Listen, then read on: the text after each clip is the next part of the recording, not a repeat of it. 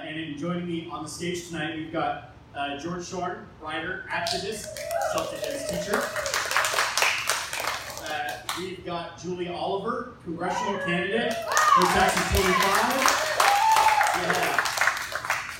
And speaking of that, if you're not registered to vote, stick around.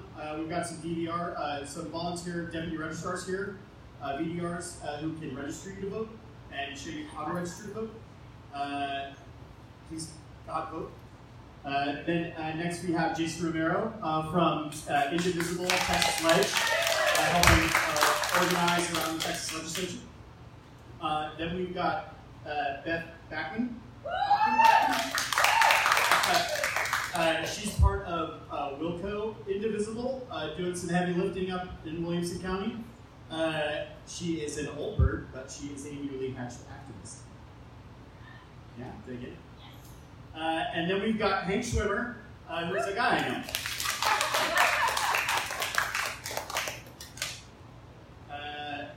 And Sarah, did you get everything? Yep.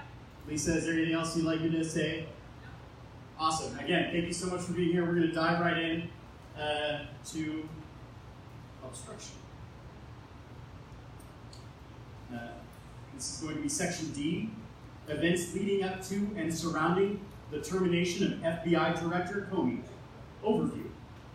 Comey was scheduled to testify before Congress on May 3rd, 2017. Leading up to that testimony, the president continued to tell advisors that he wanted Comey to make public that the president was not under investigation. At the hearing, Comey declined to answer questions about the scope or subjects of the Russia investigation and did not state publicly that the president was not under investigation. 2 days later, on May 5th, 2017, the president told close aides he was going to fire Comey, and on May 9th, he did so, using his official termination letter to make public that Comey had on 3 occasions informed the president that he was not under investigation. The president decided to fire Comey before receiving advice or a recommendation from the Department of Justice, but he approved an initial public account of the termination that attributed it to a recommendation from the Department of Justice based on Comey's handling of the Clinton email investigation. After Deputy Attorney General Rod Rosenstein resisted attributing the firing to his recommendation, the president acknowledged that he intended to fire Comey regardless of the DOJ recommendation and was thinking of the Russia investigation when he made the decision. The president also told the Russian foreign minister, quote, "I just fired the head of the FBI. He was crazy, a real nut job. I faced great pressure because of Russia. That's taken off. I'm not under investigation," end quote. Evidence. 1. Comey testifies before the Senate Judiciary Committee and declines to answer questions about whether the president is under investigation. On May 3rd, 2017, Comey was scheduled to testify at an FBI oversight hearing before the Senate Judiciary Committee. Again, recall that in the week leading up to the hearing, the president said that it would be the last straw if Comey did not take the opportunity to set the record straight by publicly announcing that the president was not under investigation. The president had previously told McGahn that the perception that the president was under investigation was hurting his ability to carry out his presidential duties and deal with foreign leaders. At the hearing, Comey declined to answer questions about the status of the Russian investigation, stating, quote, "The Department of Justice had authorized him to confirm that the Russia investigation exists," unquote, but that he was, quote, "not going to say another word about it," unquote, until the investigation was completed. Comey also declined to answer questions about whether investigators had, quote, "ruled out anyone in the Trump campaign as potentially a target of the criminal investigation," unquote, including whether the FBI had, quote, "ruled out the President of the United States," unquote. Comey was also asked at the hearing about his decision to announce 11 days before the presidential election that the FBI was reopening the Clinton email investigation.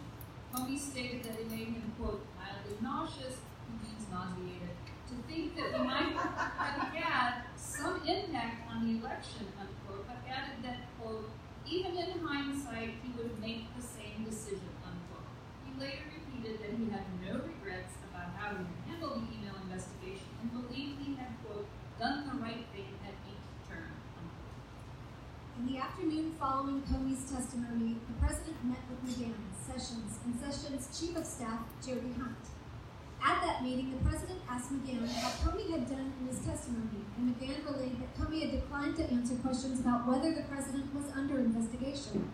The president became very upset and directed his anger at Sessions. According to notes written by Hunt, the president said, quote, "This is terrible, Jeff. It's all because you recused. AG is supposed to be the most important appointment. Kennedy appointed his brother. Obama appointed Holder. I appointed you and you recused yourself. You left me on an island. I can't do anything," end quote. The president said that the recusal was unfair and that it was interfering with his ability to govern and undermining his authority with foreign leaders. Sessions responded that he had no choice but to recuse, and it was a mandatory rather than discretionary decision. Hunt recalled that Sessions also stated a safe point during the conversation, that a new start at the FBI would be appropriate and the president should consider replacing Comey as FBI director. According to Sessions, when the meeting concluded, it was clear that the president was unhappy with Comey, but Sessions did not think the president had made the decision to terminate Comey. Bannon recalled, I have to do this when I sneak Bannon's up. Bannon recalled that the president brought Comey up with him at least 8 times on May 3rd and May 4th, 2017. According to Bannon, the president said the same thing each time. Quote, "He told me 3 times I'm not under investigation. He's a showboater. He's a grandstander. I don't know any Russians. There's no collusion," end quote. Bannon told the president that he could not fire Comey because, quote, "that ship had sailed," end quote. Bannon also told the president that firing Comey was not going to stop the investigation, cautioning him that he could fire the FBI director but could not fire the FBI. Section 2. The president makes the decision to terminate Comey. The weekend following Comey's May 3rd, 2017 testimony, the president traveled to his resort in Bedminster, New Jersey. At a dinner on Friday, May 5th, attended by the president and various advisors and family members, including Jared Kushner and senior advisor Stephen Miller, the president stated that he wanted to remove Comey and had ideas for a letter that would be used to make an announcement. The president dictated arguments and specific language for the letter, and Miller took notes. As reflected in the notes, the president told Miller that the letter should start, "While I greatly appreciate you informing me that I am not under investigation concerning what I've often stated as a fabricated story on a Trump-Russia relationship, pertaining to the 2016 presidential election, please be informed that I, and I believe the American public, including D's and R's, have lost faith in you as a director of the FBI." Following the dinner, Miller prepared a termination letter based on those notes and research he conducted to support the president's arguments. Over the weekend, the president provided several rounds of edits on the draft letter. Miller said the president was adamant that he not tell anyone at the White House what they were preparing because the president was worried about leaks. In the discussion with Miller, the president made clear that he wanted the letter to open with a reference to him not being under investigation. Miller said he believed that fact was important to the president to show that Comey was not being terminated based on any such investigation. According to Miller, the president wanted to establish as a factual matter that Comey had been under a review period and did not have assurance from the president that he would be permitted to keep his job.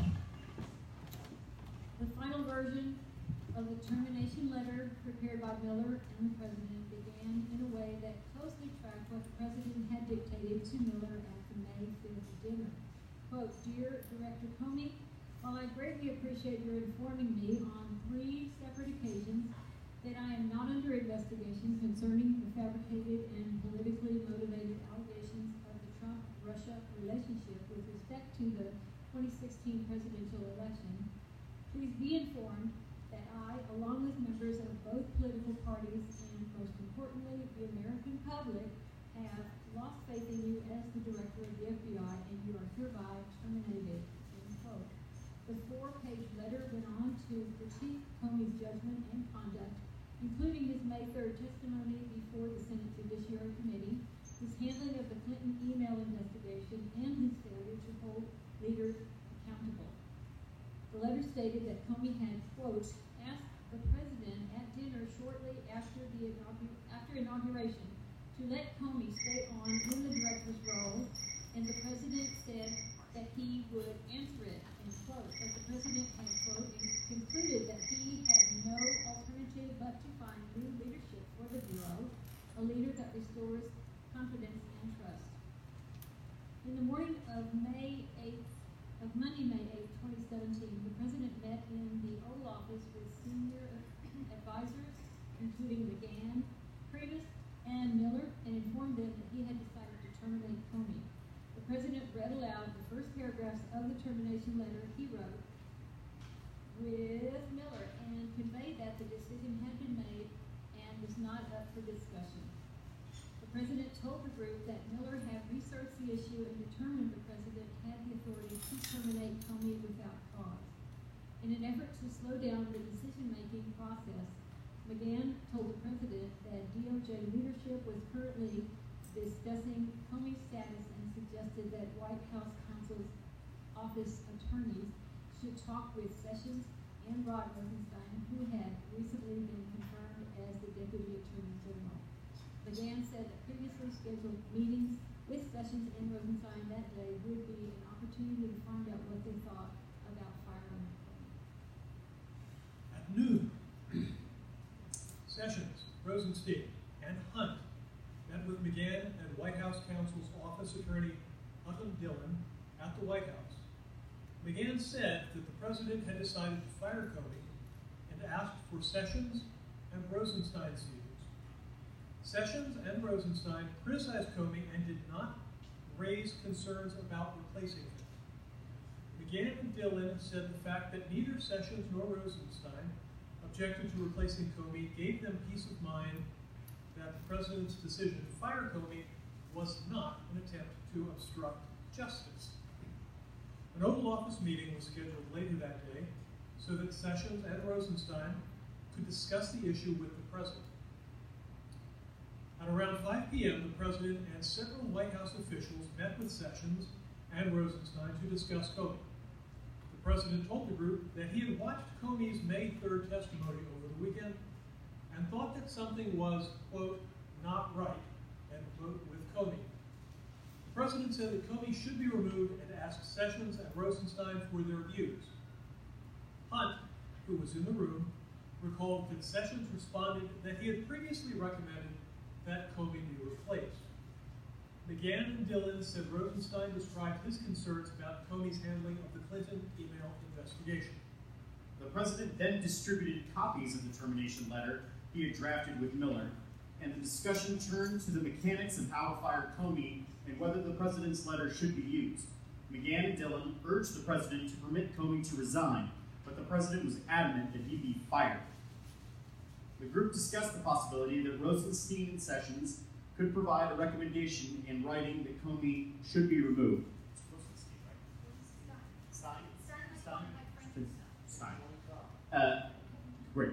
The president agreed and told Rosenstein to draft a memorandum, but said he wanted to receive it first thing the next morning. Hunt's notes reflect that the president told Rosenstein to include in his recommendation the fact that Comey had refused to confirm that the president was not personally under investigation. Not once, not twice, not thrice. According to notes taken by a senior DOJ official of Rosenstein's description of his meeting with the president said, quote, put the Russia stuff in the memo, end quote. Rosenstein responded that the Russia investigation was not the basis of his recommendation, so he did not think Russia should be mentioned. The president told Rosenstein he would appreciate it if Rosenstein put it in his letter anyway. When Rosenstein left the meeting, he knew that Comey would be terminated, and he told DOJ colleagues that his own reasons for replacing Comey were, quote, not the president's reasons, end quote. On May 9th, Hunt delivered to the White House a letter from Sessions recommending Comey's removal and a memorandum from Rosenstein addressed to the Attorney General titled, quote, restoring public confidence in the FBI, end quote. McGann recalled that the president liked the DOJ letters and agreed that they should provide the foundation for a new cover letter from the president, accepting the recommendation to terminate Comey. Notes taken by Donaldson on May 9th reflected the view of the White House counsel's office that the president's original termination letter should, quote, not see the light of day, end quote, and that it would be better to offer, quote, no other rationales, end quote, for the firing than what was in Rosenstein's and Sessions' memoranda. Got a footer. Footnote 442. Donaldson also wrote, quote, is this the beginning of the end, end quote, because she was worried that the decision to terminate Comey and the manner in which it was carried out would be the end of the presidency. Not yet. The president asked Miller to draft a new termination letter and directed Miller to say in the letter that Comey had informed the president 3 times, if you're not paying attention, that's 3 times, that he was not under investigation. McGahn, Priebus, and Dillon objected to the including of that language, but the president insisted that it be included. McGahn, Priebus, and others perceived that language to be the most important part of the letter to the president. Footnote 445, providing the view that the president's desire to include the language about not being under investigation was, quote, the driving animus of the whole thing, end quote. Burnham knew the only line the president cared about was the line that said Comey advised the president on 3 separate occasions that the president was not under investigation. According to Hunt's notes, the reference to Comey's statement would indicate, quote, notwithstanding Comey's having informed the president that he was not under investigation, the president was terminating Comey. McGahn said he believed the president wanted the language included so that people would not think the president had terminated Comey because the president was under investigation. Like a charm. Dillon made a final pitch to the president that Comey should be permitted to resign, but the president refused. Around the time the president's letter was finalized, Priebus summoned Spicer and remember him? and the press team to the Oval Office, where they were told that Comey had been terminated for the reasons stated in the letters by Rosenstein and Sessions. To announce Comey's termination, the White House released a statement which Priebus thought had been dictated by the president. In full, the statement read, quote, today, President Donald J. Trump informed FBI Director James Comey that he's been terminated and removed from office. President Trump acted based on the clear recommendations of both Deputy Attorney General Rod Rosenstein and Attorney General Jeff Sessions, end quote. That evening, FBI Director Andrew McCabe was summoned to meet with the president at the White House. The president told McCabe that he had fired Comey because of the decisions Comey made in the Clinton email investigation and for many other reasons. The president asked McCabe if he was aware that Comey had told the president 3 times that he was not under an investigation. The president also asked McCabe whether many people in the FBI disliked Comey and whether McCabe was part of the, quote, resistance, end quote, that had disagreed with Comey's decisions in the Clinton investigation. McCabe told the president that he knew Comey had told the president he was not under investigation, that most people in the FBI felt positively about Comey, and that McCabe worked, quote, very closely with Comey, and was part of all of the decisions that had been made in the Clinton investigation. Later that evening, the president told his communications team he was unhappy with the press coverage of Comey's termination and ordered them to go out and defend him. The president also called Chris Christie, an account, according to Christie, said he was getting, quote, killed in the press over Comey's termination. The president asked what he should do. Christie asked, quote, did you fire Comey because of what Rod wrote in the memo, unquote, and the president responded, yes. Christie said the president should, quote, get Rod out there and have him defend the decision. The president told Christie that this was a good idea and said he was going to call Rosenstein right away. That night, the White House press office called the Department of Justice and said the White House wanted to put out a statement saying that it was Rosenstein's idea to fire Comey. Rosenstein told other DOJ officials that he would not participate in putting out a, quote, false story, unquote. The president then called Rosenstein directly and said he was watching Fox News, that the coverage had been great, and that he wanted Rosenstein to do a press conference. Rosenstein responded that this was not a good idea because if the press asked him, he would tell the truth that Comey's firing was not his idea.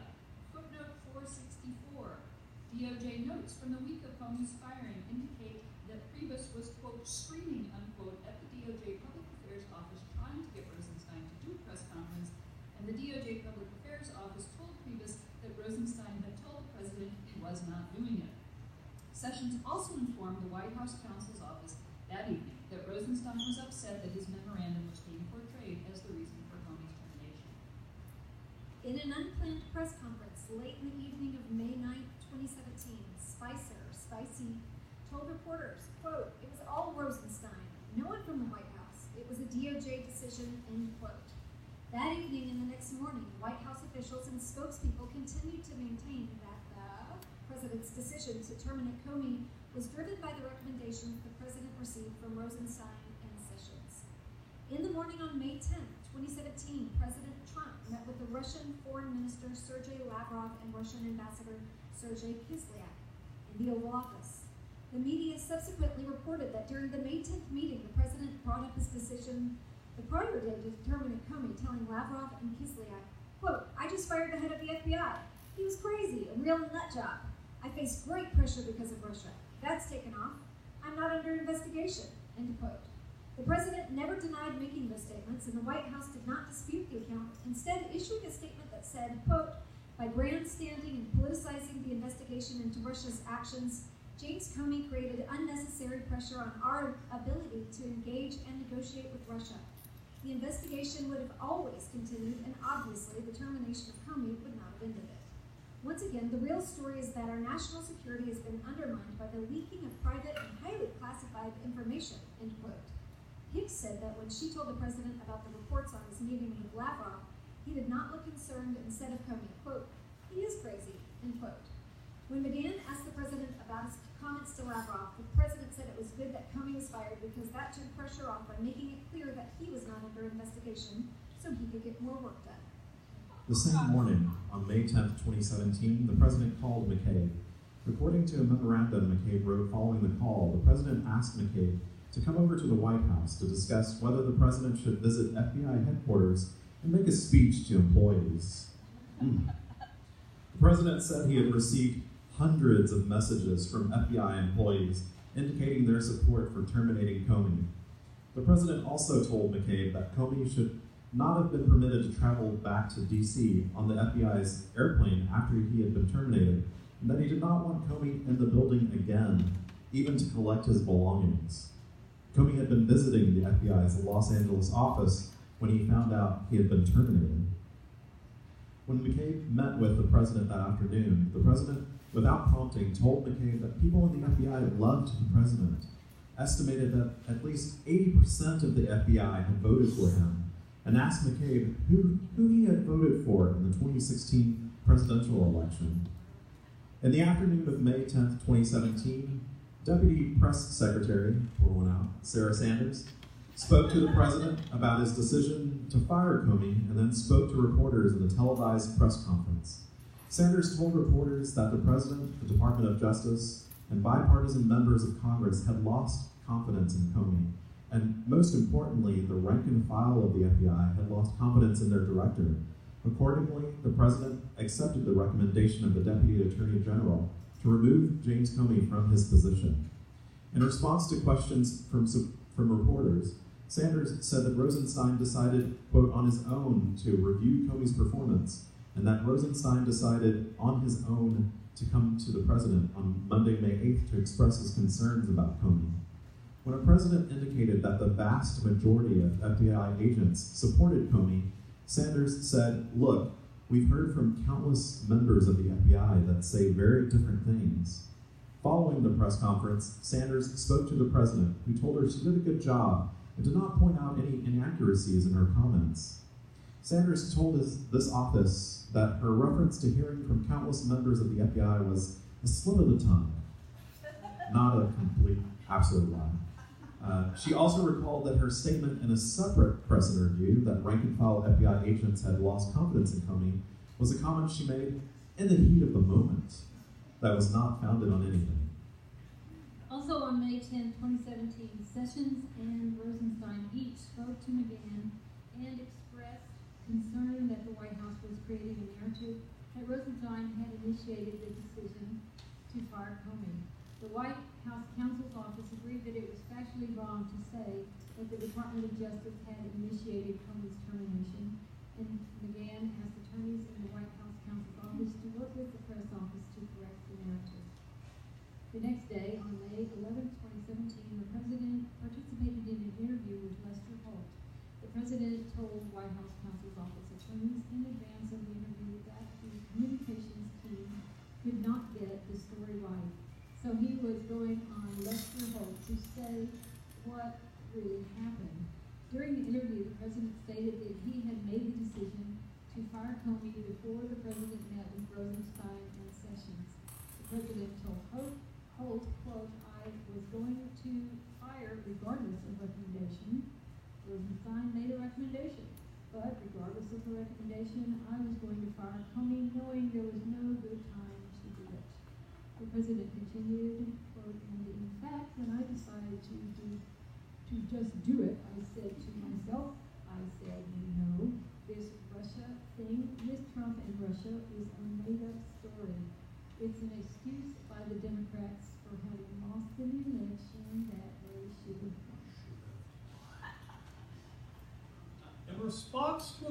question about whether he was angry with Comey about the Russia investigation, the president said, quote, "As far as I'm concerned, I want that thing to be absolutely done properly," end quote. The president added that he realized his termination of Comey, quote, "probably, maybe will confuse people," end quote, with the result that it, quote, "might even lengthen out the investigation," end quote. But he, quote, "had to do the right thing for the American people," end quote. And Comey was, quote, "the wrong man for that position," end quote. The president described Comey as a showboat and a grandstander, and that, quote, "the FBI has been in turmoil," end quote, and said he wanted to have a really competent, capable director, end quote. The president affirmed that he expected the new FBI director to continue the investigation. On the evening of May 11th, 2017, following the Lester Holt interview, the president tweeted, quote, "Russia must be laughing up their sleeves, watching as the U.S. tears itself apart over a Democrat excuse for losing the election," end quote. The same day, the media reported that the president had demanded that Comey pledge his loyalty to the president in a private dinner shortly after being sworn in. Late in the morning of May 12, 2017, the president tweeted, quote, "Again, the story that there was collusion between the Russians and Trump campaign was fabricated by Dems as an excuse for losing the election," end quote. The president also tweeted, quote, "James Comey better hope that there are no, quote, tapes," end quote, "of our conversation before he starts leaking to the press," end quote. And, quote, "When James Clapper himself and virtually everyone else with knowledge of the witch hunt says there is no collusion, where does it end?" End quote. Analysis. In analyzing the president's decision to fire Comey, the following evidence is relevant to the elements of obstruction of justice. A. Obstructive act. The act of firing Comey removed the individual overseeing the FBI's Russia investigation. The president knew that Comey was personally involved in the investigation based on Comey's briefing at the Gang of Eight, Comey's March 20th, 2017 public testimony about the investigation, and the president's one-on-one conversations with Comey. Where he did what? 3 times in this. Firing Comey would qualify as an obstructive act if it had had the natural and probable effect of interfering with or impeding the investigation he was in charge of. For example, if the termination would have the effect of delaying or disrupting the investigation, or providing the president with the opportunity to appoint a director who would take a different approach to the investigation that the president perceived as more protective of his personal interests.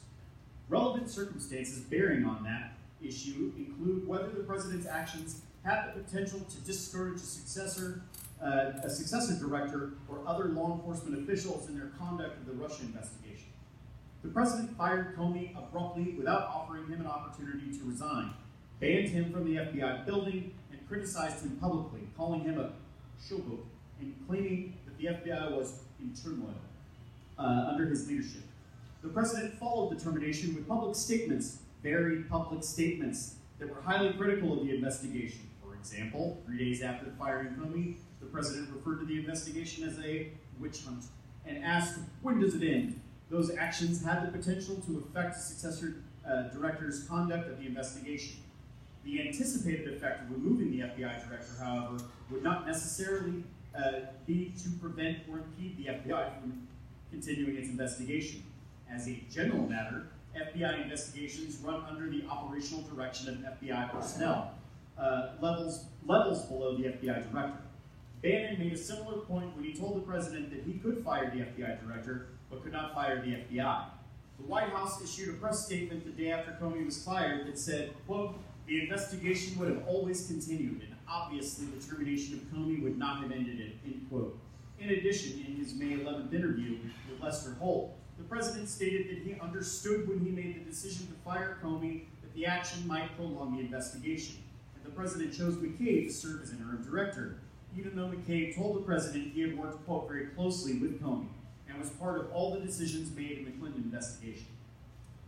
B. Nexus to a proceeding. The nexus element would be satisfied by evidence showing that a grand jury proceeding or criminal prosecution arising from an FBI investigation was objectively foreseeable and actually contemplated by the president when he terminated Comey. Several facts would be relevant to such a showing. At the time the president fired Comey, a grand jury had not begun to hear evidence related to the Russia investigation, and no grand jury subpoenas had been issued. On March 20th, 2017, however, Comey had announced that the FBI was investigating Russia's interference in the election, including, quote, an assessment of whether any crimes were committed, unquote. It was widely known that the FBI, as part of the Russia investigation, was investigating the hacking of the DNC's computers, a clear criminal offense. In addition, at the time the president fired Comey, evidence indicates the president knew that Flynn was still under criminal investigation and could potentially be prosecuted despite the president's February 14th, 2017 request that Comey, quote, let Flynn go, unquote. On March 5th, 2017, the White House counsel's office was informed that the FBI was asking for transition period records relating to Flynn, indicating that the FBI was still actively investigating. The same day, the president told advisors he wanted Dana Vente, then the acting attorney general for the Russia investigation, to find out whether the White House or the president was being investigated. On March 31st, 2017, the president signaled his awareness that Flynn remained in legal jeopardy by tweeting that, quote, Mike Flynn should ask for immunity, unquote, before he agreed to provide testimony to the FBI or Congress. And in late March or early April, the president asked McFarland to pass a message to Flynn telling him that the president felt bad for him and that he should stay strong, further demonstrating the president's awareness of Flynn's criminal exposure. C. Intent. Substantial evidence indicates that the catalyst for the president's decision to fire Comey was Comey's unwillingness to publicly state that the president was not personally under investigation, despite the president's repeated requests that Comey make such an announcement.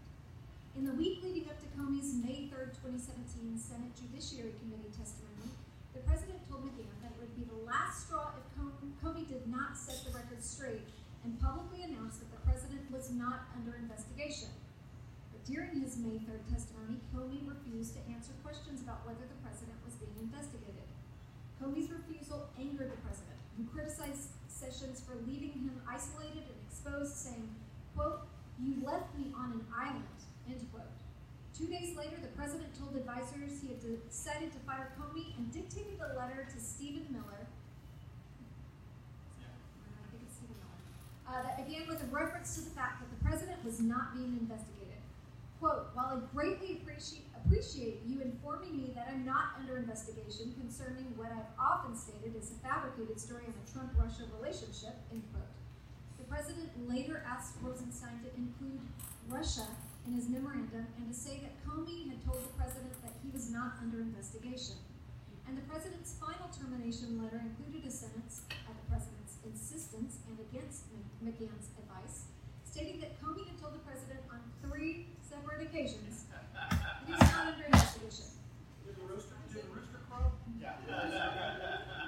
The president's other stated rationales for why he fired Comey are not similarly supported by the evidence. The termination letter that the president and Stephen Miller prepared in Bedminster cited Comey's handling of the Clinton email investigation, and the president told McCabe he fired Comey for that reason.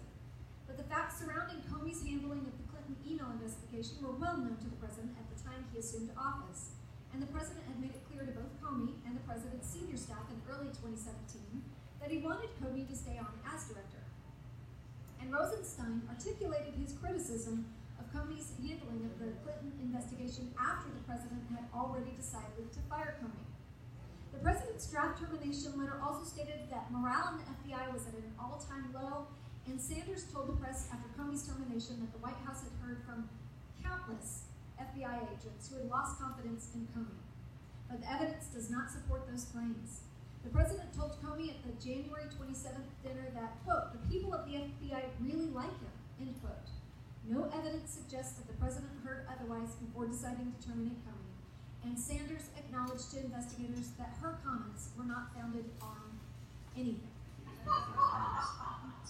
In other words, we also considered why it was important to the president that Comey announced publicly that he was not once, twice, 3 times not under investigation. Some evidence indicates that the president believed that the erroneous perception he was under investigation harmed his ability to manage domestic and foreign affairs, particularly in dealings with Russia. The president told Comey that the cloud of the Russia business was making it difficult to run the country.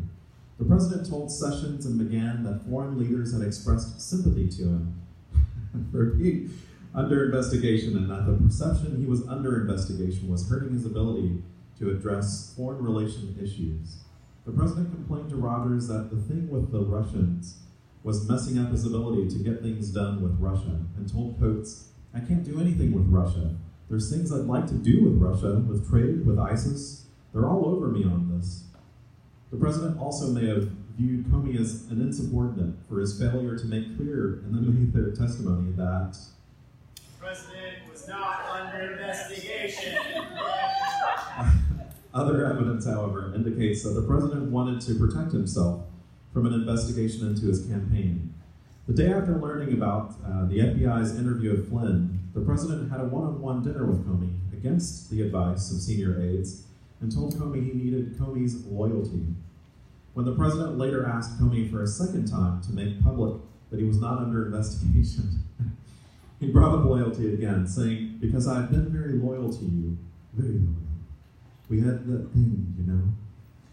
After the president learned of Sessions' recusal from the Russia investigation, the president was furious and said he wanted an attorney general who would protect him the way he perceived Robert Kennedy and Eric Holder to have protected their presidents. The president also said he wanted to be able to tell his attorney general who to investigate. That's fun. In addition, the president had a motive to put the FBI's Russia investigation behind him.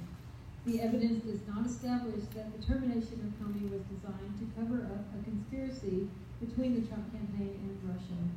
As described in Volume 1, the evidence uncovered in the investigation did not establish that the president or those close to him were involved in the charged Russian computer hacking or active measure conspiracies, or that the president otherwise had an unlawful relationship with any Russian official.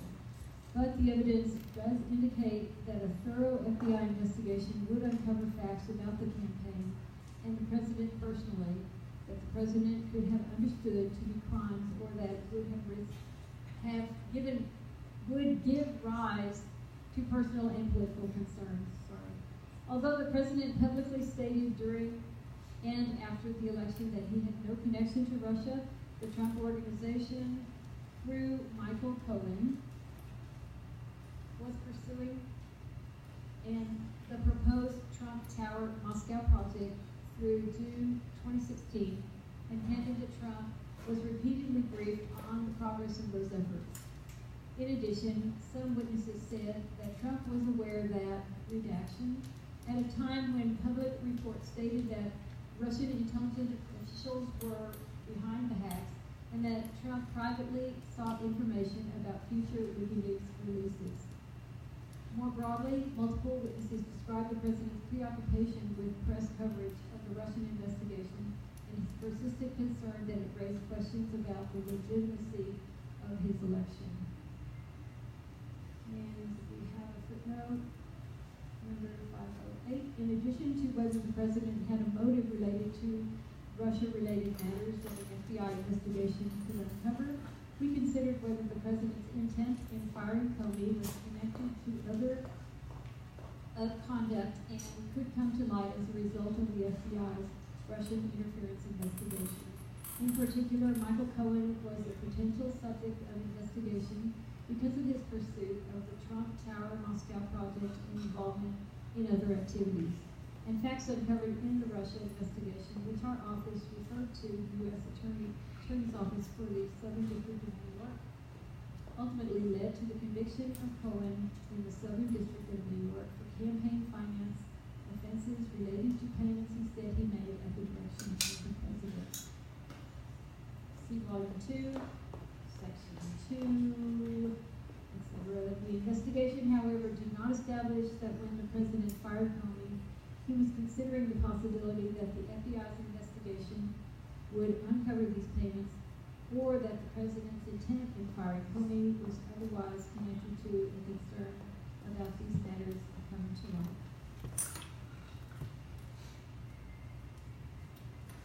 Where am I at? Finally.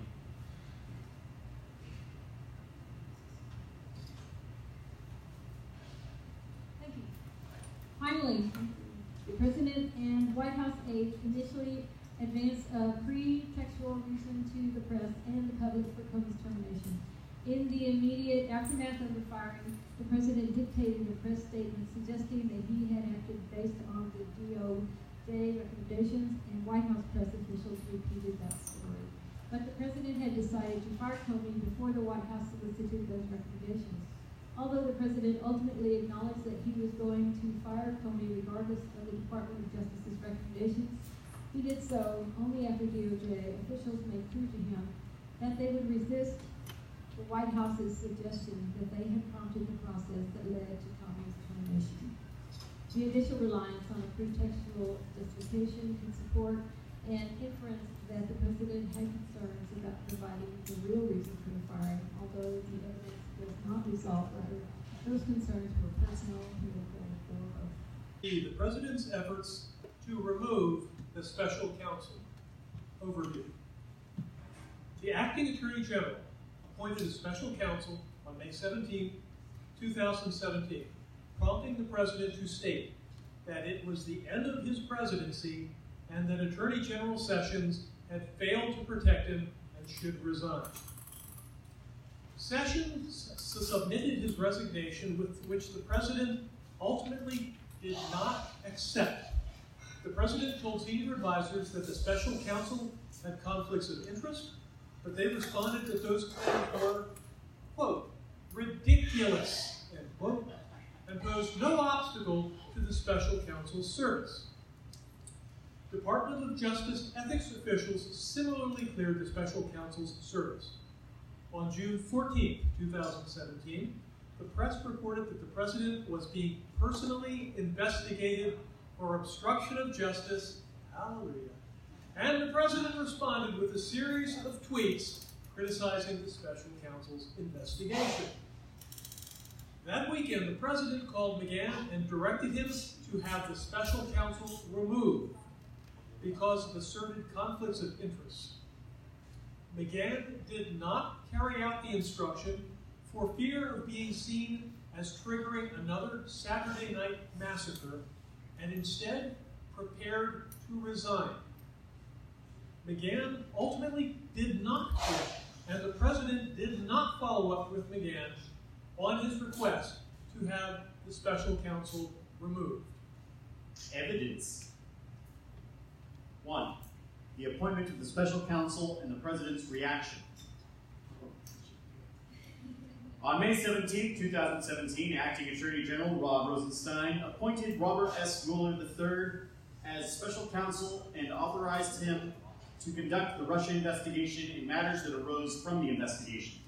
The President learned of the special counsel's appointment from Sessions, who was with the President, Hunt, and began conducting interviews for a new FBI director. Sessions stepped out of the Oval Office to take a call from Rosenstein, who told him about the special counsel appointment, and Sessions then returned to inform the President of the news. According to notes written by Hunt, when Sessions told the President that a special counsel had been appointed, the President slumped back in his chair and said, "Oh my God, this is terrible. This is the end of my presidency. I'm fucked." Good quote.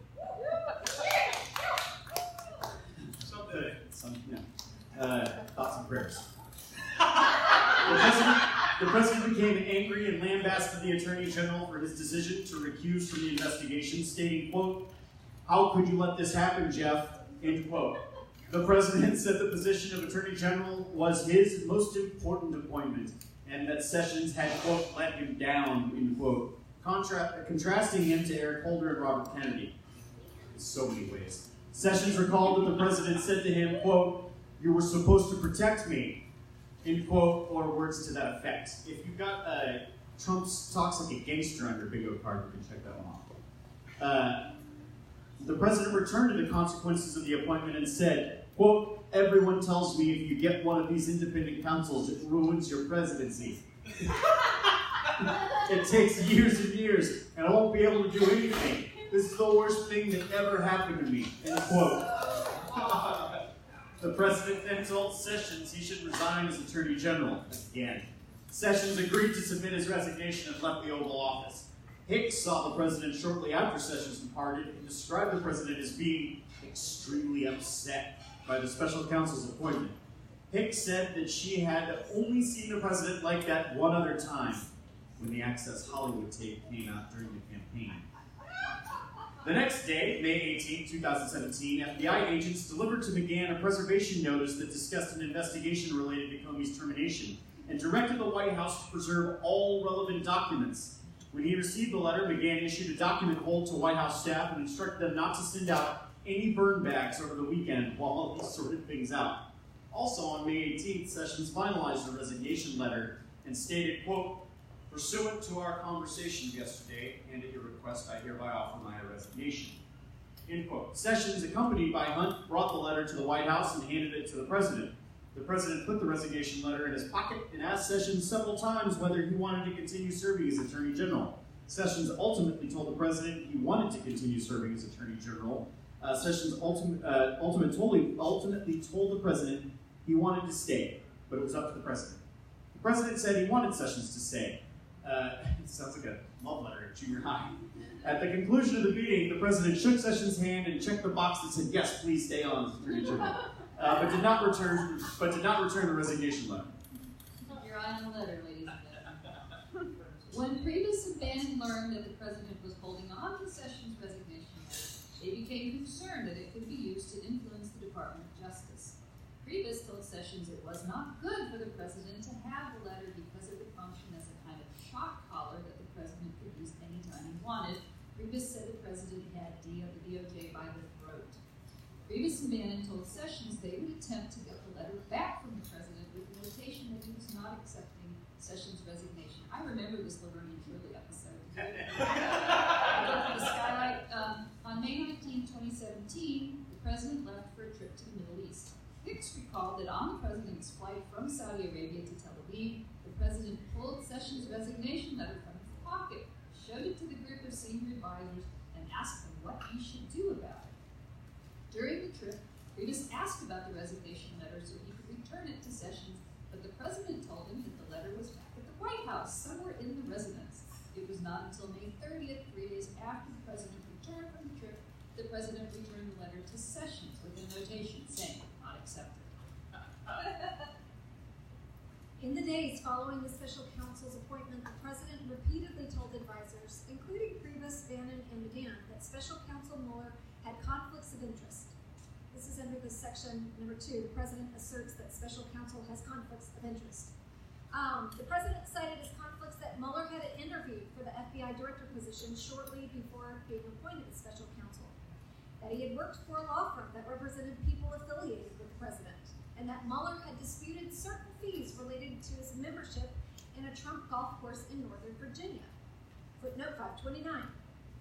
In October 2011, Mueller resigned his family's membership from Trump National Golf Club in Sterling, Virginia. In a letter noted that, quote, we live in the district and find that we are unable to make full use of the club, end quote. And that inquired, quote, whether we would be entitled to a refund of a portion of our initial membership fee, end quote, which was paid in 1994. About 2 weeks later, the controller of the club responded that the Mueller's resignation would be effective October 31st, 2011. This is a resignation of the golf club, not a special counsel. And that they would be placed on a wait list to be refunded on a first resigned, first refunded basis in accordance with the club's legal documents. The Muellers have not had further contact with the club. The president's advisors, so this out of the footnote, back into the narrative. The president's advisors pushed back on his assertion of conflicts, telling the president that they did not count as true conflicts. Bannon recalled telling the president that the purported conflicts were, quote, ridiculous, and that none of them were real or could come close to justifying precluding Mueller from serving as special counsel. As for Mueller's interview for FBI director, Bannon recalled that the White House had invited Mueller to speak to the president to offer a perspective on the institution of the FBI. Bannon said that although the White House thought about beseeching Mueller to become director again, he did not come in looking for the job. Bannon also told the president that the law firm position did not amount to a conflict in the legal community. And Bannon told the president that the golf course dispute did not rise to the level of conflict, and claiming one was, quote, ridiculous and petty, end quote. The president did not respond when Bannon pushed back on the stated conflicts of interest. On May 23, 2017, the Department of Justice announced that ethics officials had determined that special counsel's prior law firm position did not bar service, generating media reports that Mueller had been cleared to serve.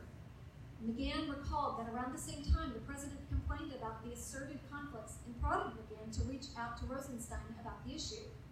McGahn had responded that he could not make such a call and that the president should instead consult his personal lawyer because it was not a White House issue. Contemporaneous notes of a May 23, 2017 conversation between McGahn and the president reflect that McGahn told the president that he would not call Rosenstein and that he would suggest that the president would not make such a call either. McGahn advised the president could not discuss the issue with, McGahn advised the president could address the issue with his personal attorney, but, quote, it would look like he was still trying to meddle in the investigation, quote, and knocking out Mueller, end quote, would be, quote, another fact used to claim obstruction of justice, end quote.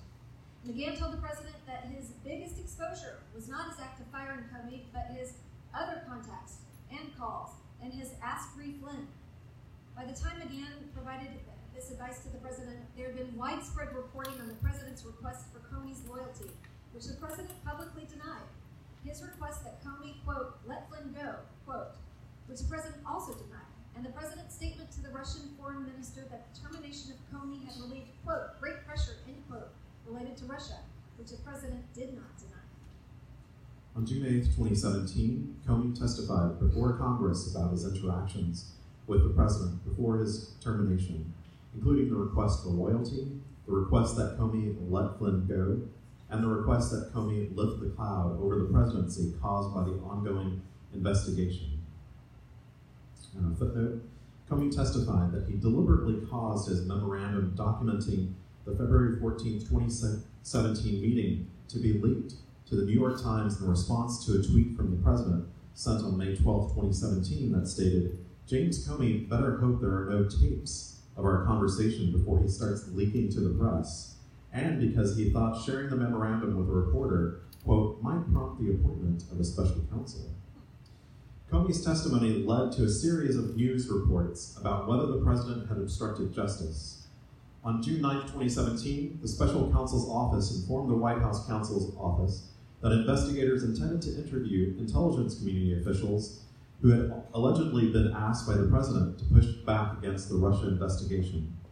On Monday, June 12, 2017, Christopher Ruddy, the chief executive of Newsmax Media and a longtime friend of the president's, met at the White House with Priebus and Bannon. Ruddy recalled that they told him the president was strongly considering firing the special counsel and that he would do so precipitously without vetting the decision through administration officials. Ruddy asked Priebus if Ruddy could talk publicly about the discussion they had about the special counsel, and Priebus said he could. Priebus told Ruddy he hoped another blow-up like the one that followed the termination of Comey did not happen. Later that day, Ruddy stated in a televised interview that the president was, quote, considering perhaps terminating the special counsel based on purported conflicts of interest. Ruddy later told another news outlet that Trump is definitely considering terminating the special counsel, and it's not something that's being dismissed. Ruddy's comments led to extensive coverage in the media that the president was considering firing the special counsel. White House officials were unhappy with that press conference, and Ruddy heard from friends that the president was upset with him. On June 13, 2017, Sanders asked the president for guidance on how to respond to press inquiries about the possible firing of the special counsel.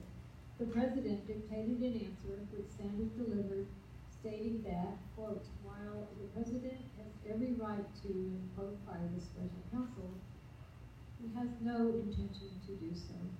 Also, on June 13, 2017, the president's personal counsel contacted the special counsel's office and raised concerns about possible conflicts. The president's counsel cited Mueller's previous partnership in his law firm, his interview for the FBI director position, and an assertive personal relationship he had with Comey. That same day, Rosenstein had testified publicly before Congress and said he saw no evidence of good cause to terminate the special counsel, including for conflicts of interest. 2 days later, on June 15, 2017, the special counsel's office informed the acting attorney general's office about the areas of concern raised by the president's counsel and told the president's counsel that their concerns had been communicated to Rosenstein so that the Department of Justice could take any appropriate action. The press reports that the president is being investigated for obstruction of justice, and the president directs the White House counsel to have the special counsel removed. On the evening of June 14, 2017, the Washington Post published an article stating that the special counsel was investigating whether the president had attempted to obstruct justice. This was the first public report that the president himself was under investigation by the special counsel's office, and cable news networks quickly picked up on the report. The Post story stated that the special counsel was interviewing intelligence community leaders, including Coates and Rogers, about what the president had asked them to do in response to Comey's March 20, 2017 testimony, that the inquiry into obstruction marked, quote, a major turning point, end quote, in the investigation, and that while, quote, Trump had received private assurances from then FBI Director James B. Comey starting in January that he was not personally under investigation, end quote, quote, officials say that changed shortly after Comey's firing, end quote. That evening at approximately 10:31 p.m., the president called McGahn on McGahn's personal cell phone, and they spoke for about 15 minutes. McGahn did not have a clear memory of the call, but thought they might have discussed the stories reporting that the president was under investigation. Beginning early the next day, June 15, 2017, the president issued a series of tweets acknowledging the existence of the obstruction investigation and criticizing it. He wrote, quote, they made up a phony collusion with the Russian story, found zero proof, so now they go for obstruction of justice on the phony story. Nice, end quote. Quote, you are witnessing the single greatest witch hunt in American political history. That would suggest that they were chasing a really great witch. Well, led by some very bad and conflicted people. And quote, Crooked H destroys phones with hammer, bleached emails, and had husband meet with AG days before she was cleared. And they talk about obstruction, end quote. The next day, June 16, 2017, the president wrote additional tweets criticizing the investigation.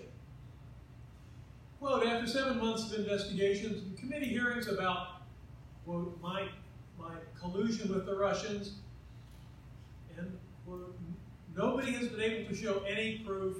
Sad, end quote, and quote, I am being investigated for firing the FBI director by the man who told me to fire the FBI director. Witch hunt, end quote. On Saturday, June 17, 2017, the president called McGahn and directed him to have special counsel removed. McGahn was at home and the president was at Camp David. In interviews with his office, McGahn recalled that the president called him at home twice, and on both occasions directed him to call Rosenstein and say that Mueller had conflicts that precluded him from serving as special counsel. On the first call, McGahn recalled that the president had said something like, quote, you gotta do this, you gotta call Rod, end quote. McGahn said he told the president that he would see what he could do. McGahn was perturbed by the call and did not intend to act on the request. He and other advisors believed the asserted conflicts were, quote, silly and not real. and they had previously communicated that view to the president. McGahn also had made clear to the president that the White House counsel's office should not be involved in any effort to press the issue of conflicts. McGahn was concerned about having any role in asking the acting attorney general to fire his special counsel because he had grown up in the Reagan era and wanted to be more like Judge Ronald Pork and not, quote, Saturday Night Massacre Pork, end quote. If I ever start a band, Saturday Night Massacre Pork is the name. We will suck. McGahn considered the president's request to be an inflection point, and he wanted to hit the brakes. Saturday Night Massacre Pork. That's amazing. When the president called McGahn a second time to follow up on the order to call the Department of Justice, McGahn recalled that the president was more direct, saying something like, quote, call Rod. Tell Rod that Mueller has conflicts. He can't be the special counsel, end quote. McGahn recalled the president telling him, quote, Mueller has to go and call me back when you do it, end quote. McGahn understood the president to be saying that the special counsel had to be removed by Rosenstein. To end the conversation with the president, McGahn left the president with the impression that McGahn would call Rosenstein. McGahn recalled that he had already said no to the president's request, and he was worn down, so he just wanted to get off the phone. Side note, again, this is someone not doing what the president says, and that's what saved the president's ass. McGahn recalled feeling trapped because he did not plan to follow the president's directive, but did not know what he would say the next time the president called. McGahn decided he had to resign. He called his personal lawyer and then called his chief of staff, Amy Donaldson, to inform her of his decision. He then drove to the office to pack his belongings and submit his resignation letter. Donaldson recalled that McGahn told her the president had called and demanded he contact the Department of Justice and that the president wanted him to do something that McGahn did not want to do. McGahn told Donaldson that the president had called at least twice, and in one of the calls asked, quote, have you done it, end quote. McGahn did not tell Donaldson the specifics of the president's request because he was consciously trying not to involve her in the investigation. But Donaldson inferred that the president's directive was related to the Russia investigation. Donaldson prepared to resign along with McGahn. That evening, McGahn called both Priebus and Bannon and told them that he intended to resign.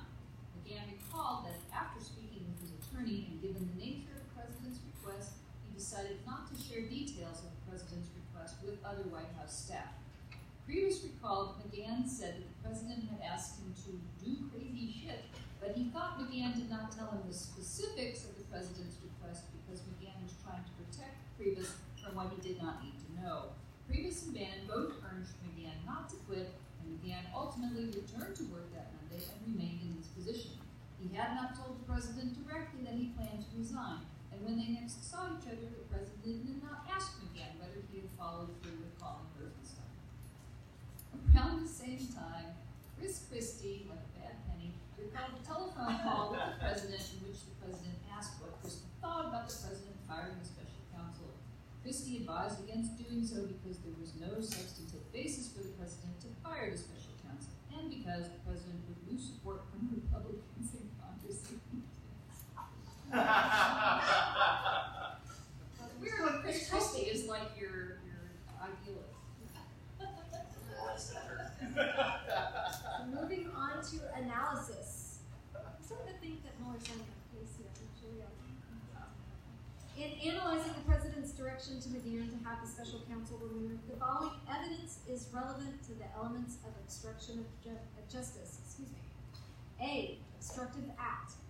As with the president's firing of Comey, the attempt to remove the special counsel would qualify as an obstructive act if it would naturally obstruct the investigation and any grand jury proceedings that might flow from the inquiry.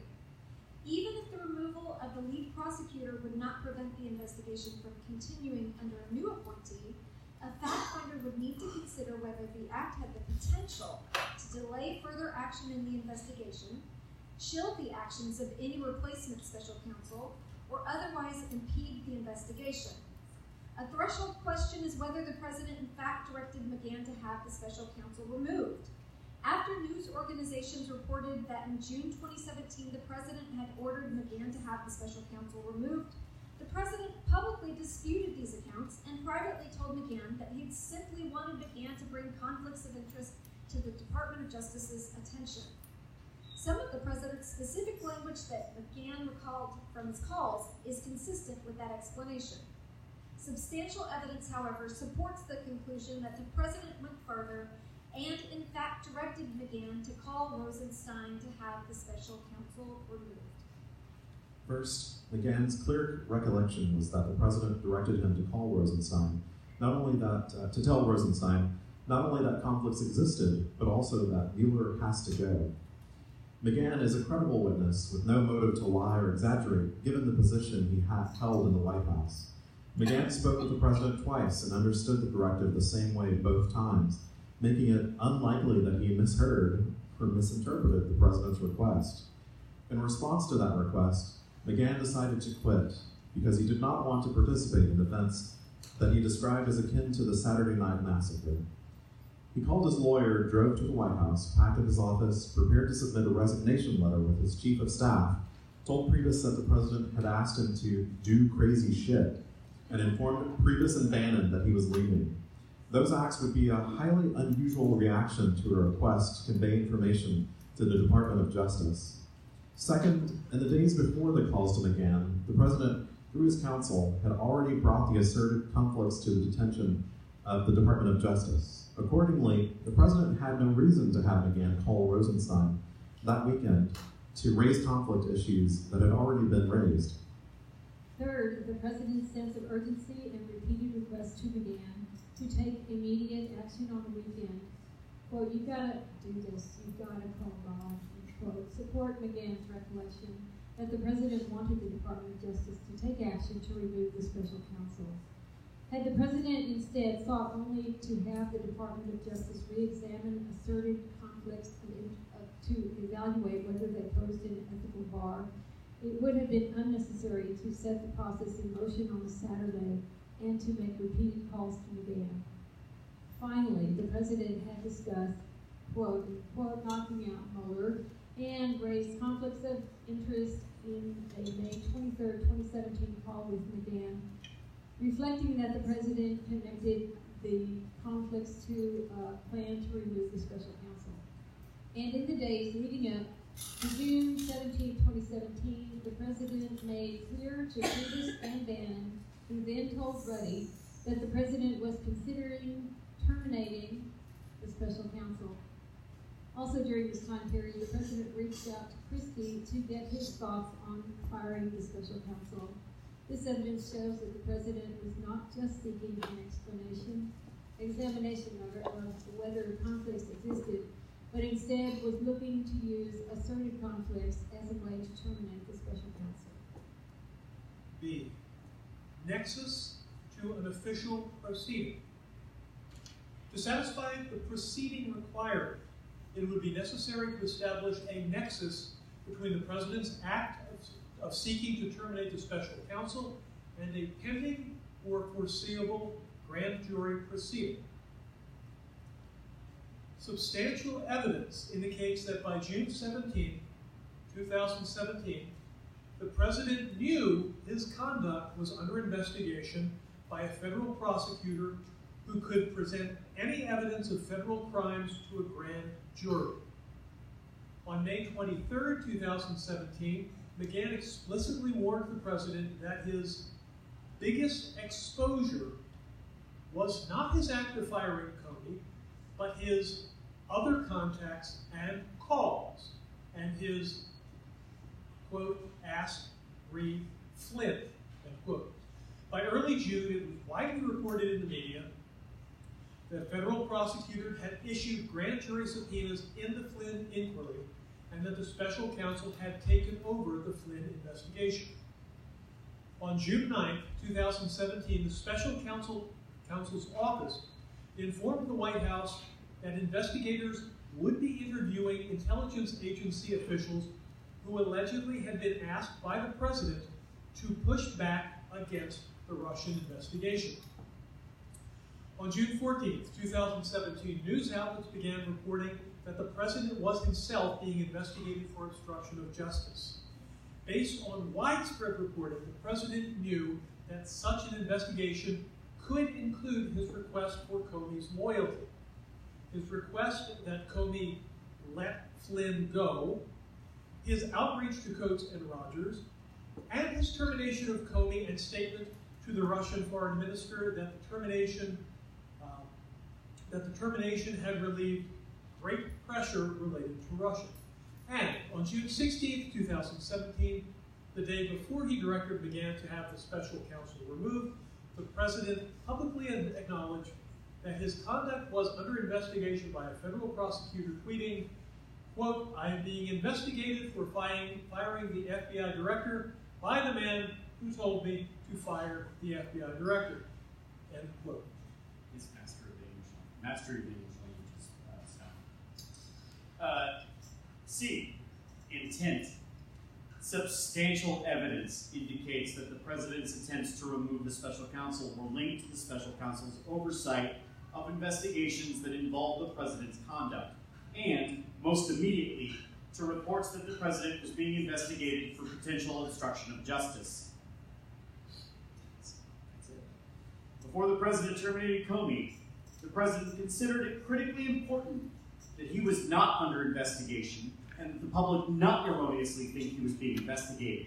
As described in Volume 2, Section 2D, advisors perceived the president, while he was drafting the Comey termination letter, to be concerned more than anything else about getting out that he was not personally under investigation.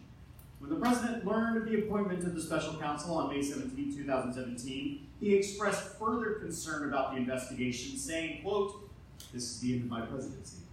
End quote. The president also faulted Sessions for accusing, saying, quote, "You were supposed to protect me." End quote.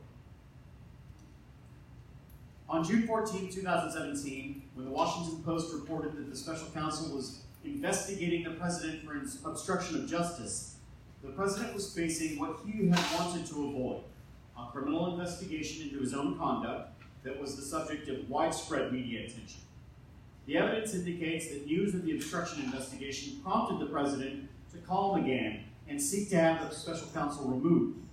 By mid-June, the Department of Justice had already cleared the special counsel's service, and the president's advisors had told him that the claimed conflicts of interest were, quote, "silly," and did not provide a basis to remove the special counsel.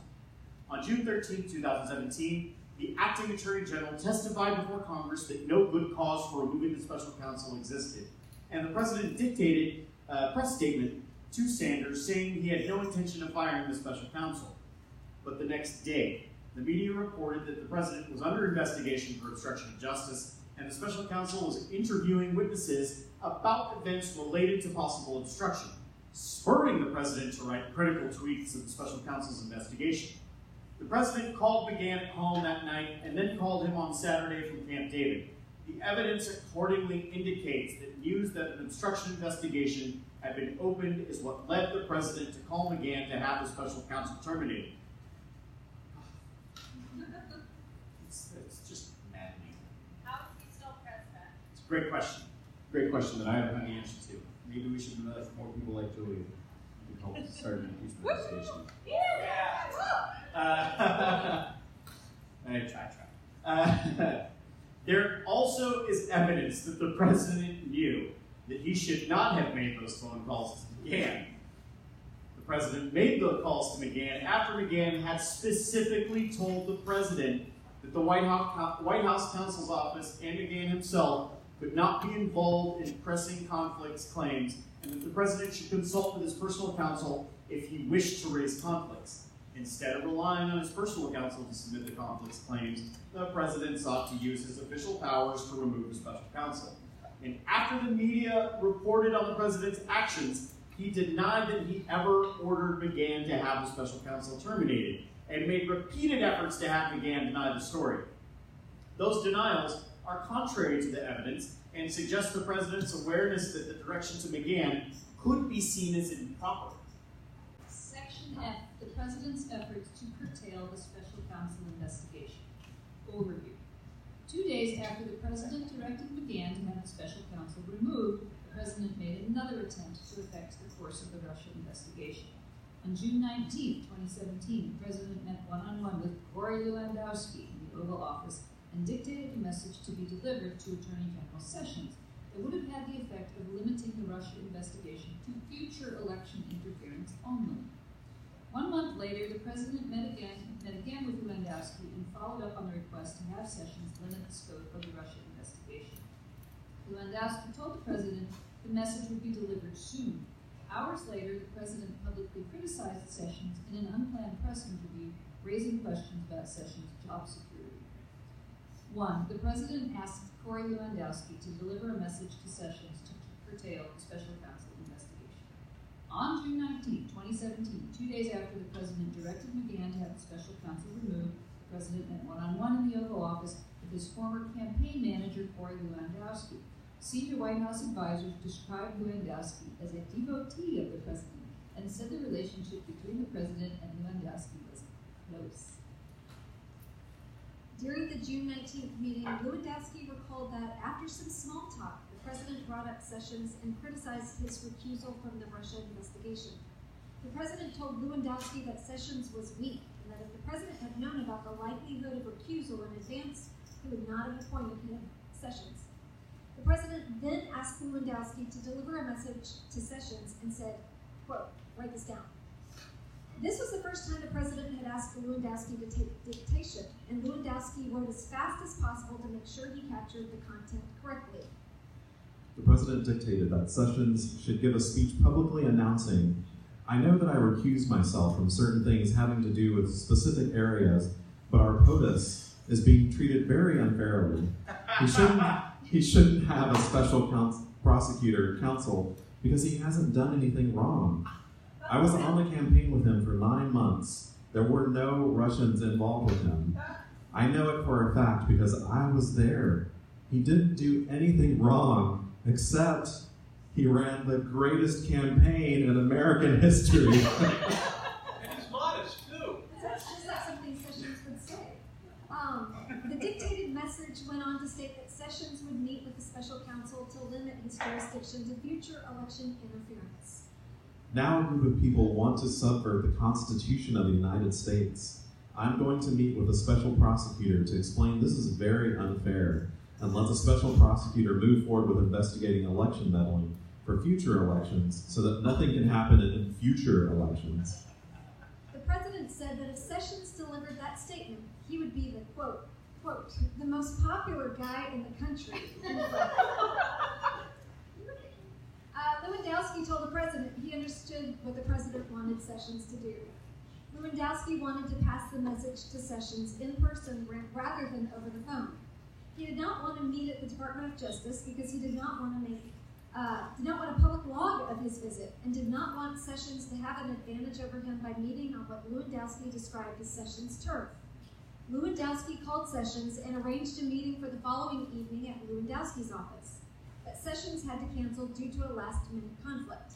Shortly thereafter, Lewandowski left Washington, D.C. without having an opportunity to meet with Sessions to convey the president's message. Lewandowski stored the notes in a safe at his home, which he stated was a standard procedure with sensitive items. 2. The president follows up with Lewandowski. Following his June meeting with the president, Lewandowski contacted Rick Dearborn, then a senior White House official, and asked if Dearborn could pass a message to Sessions. Dearborn agreed without knowing what the message was, and Lewandowski later confirmed that Dearborn would meet with Sessions for dinner in late July and could deliver the message then. Lewandowski recalled thinking that the president had asked him to pass the message because the president knew Lewandowski could be trusted, but Lewandowski believed Dearborn would be a better messenger because he had a long-standing relationship with Sessions and because Dearborn was in the government and Lewandowski was not.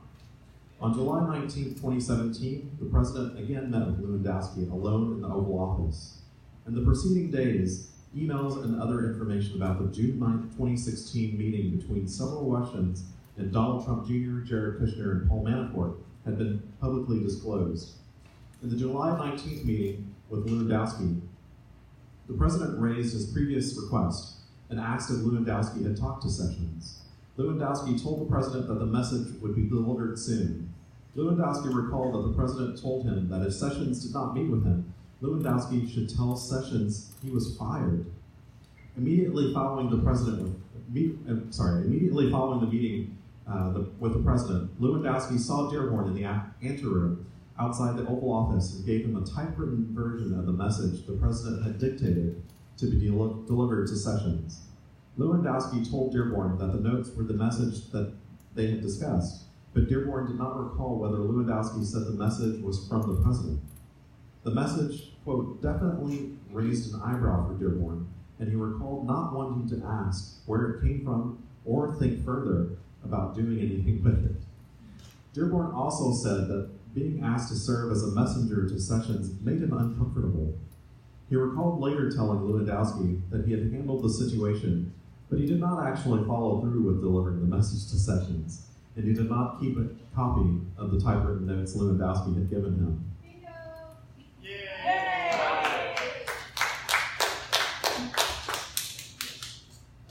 Whatever you like from the bar. Tell them to put it under David.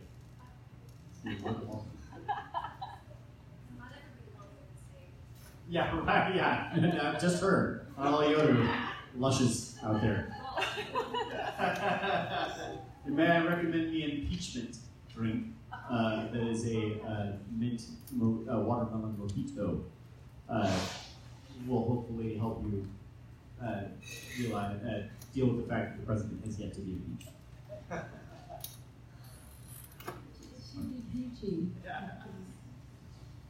Is this section 3? The president publicly criticizes Sessions in a New York Times interview. Within hours of the president's meeting with Lewandowski on July 19, 2017, the president gave an unplanned interview to the New York Times in which he criticized Sessions' decision to recuse from the Russian investigation. The president said that, quote, Sessions should have never recused himself, and if he was going to recuse himself, he should have told me before he took the job, and I would have picked somebody else. Sessions' recusal, quote, Sessions' recusal, the president said, was very unfair to the president. How do you take a job and then recuse yourself? If he would have recused himself before the job, I would have said, thanks, Jeff, but I can't, I'm not going to take you. It's extremely unfair, and that's a mild word to the president. Hicks, who was present for the interview, recalled trying to throw herself between the reporters and the president to stop parts of the interview, but the president loved the interview. Later that day, Lewandowski met with Hicks, and they discussed the president's New York Times interview. Lewandowski recalled telling Hicks about the president's request that he meet with Sessions and joking with her about the idea of firing Sessions as a private citizen if Sessions would not meet with him. As Hicks remembered the conversation, Lewandowski told her the president had recently asked him to meet with Sessions and deliver a message that he needed to do the right thing and resign. While Hicks and Lewandowski were together, the president called Hicks and told her he was happy with how coverage of his New York Times interview criticizing Sessions was playing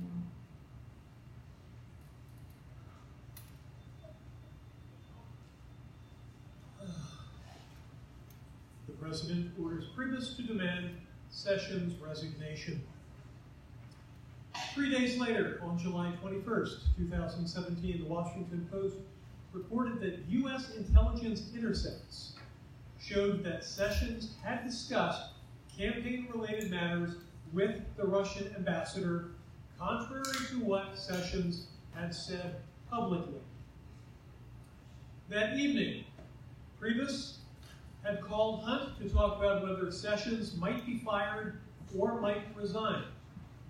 Priebus had previously talked to Hunt when the media had reported on tensions between Sessions and the president. And after speaking to Sessions, Hunt told Priebus that the president would have to fire Sessions if he wanted to remove Sessions because Sessions was not going to quit. Sessions.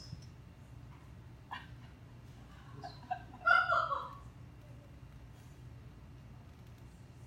want to say something clever.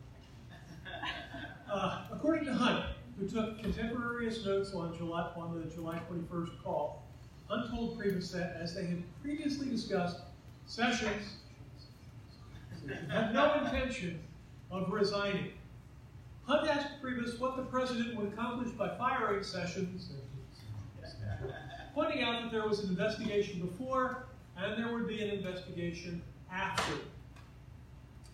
Early the following morning, July 22nd, 2017, the president tweeted a new intelligence leak from the Amazon Washington Post, this time against AG Jeff Sessions.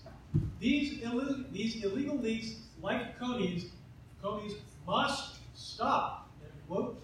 Approximately 1 hour later, the president tweeted, quote, so many people are asking, why isn't the AG or special counsel looking at the many Hillary Clinton or Comey crimes?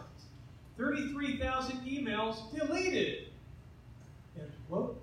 Later that morning, while aboard Marine One on the way to Norfolk, Virginia, the president told Priebus that he had to get Sessions to resign immediately. The president said that the country had lost confidence in Sessions. I'm going to stop doing that.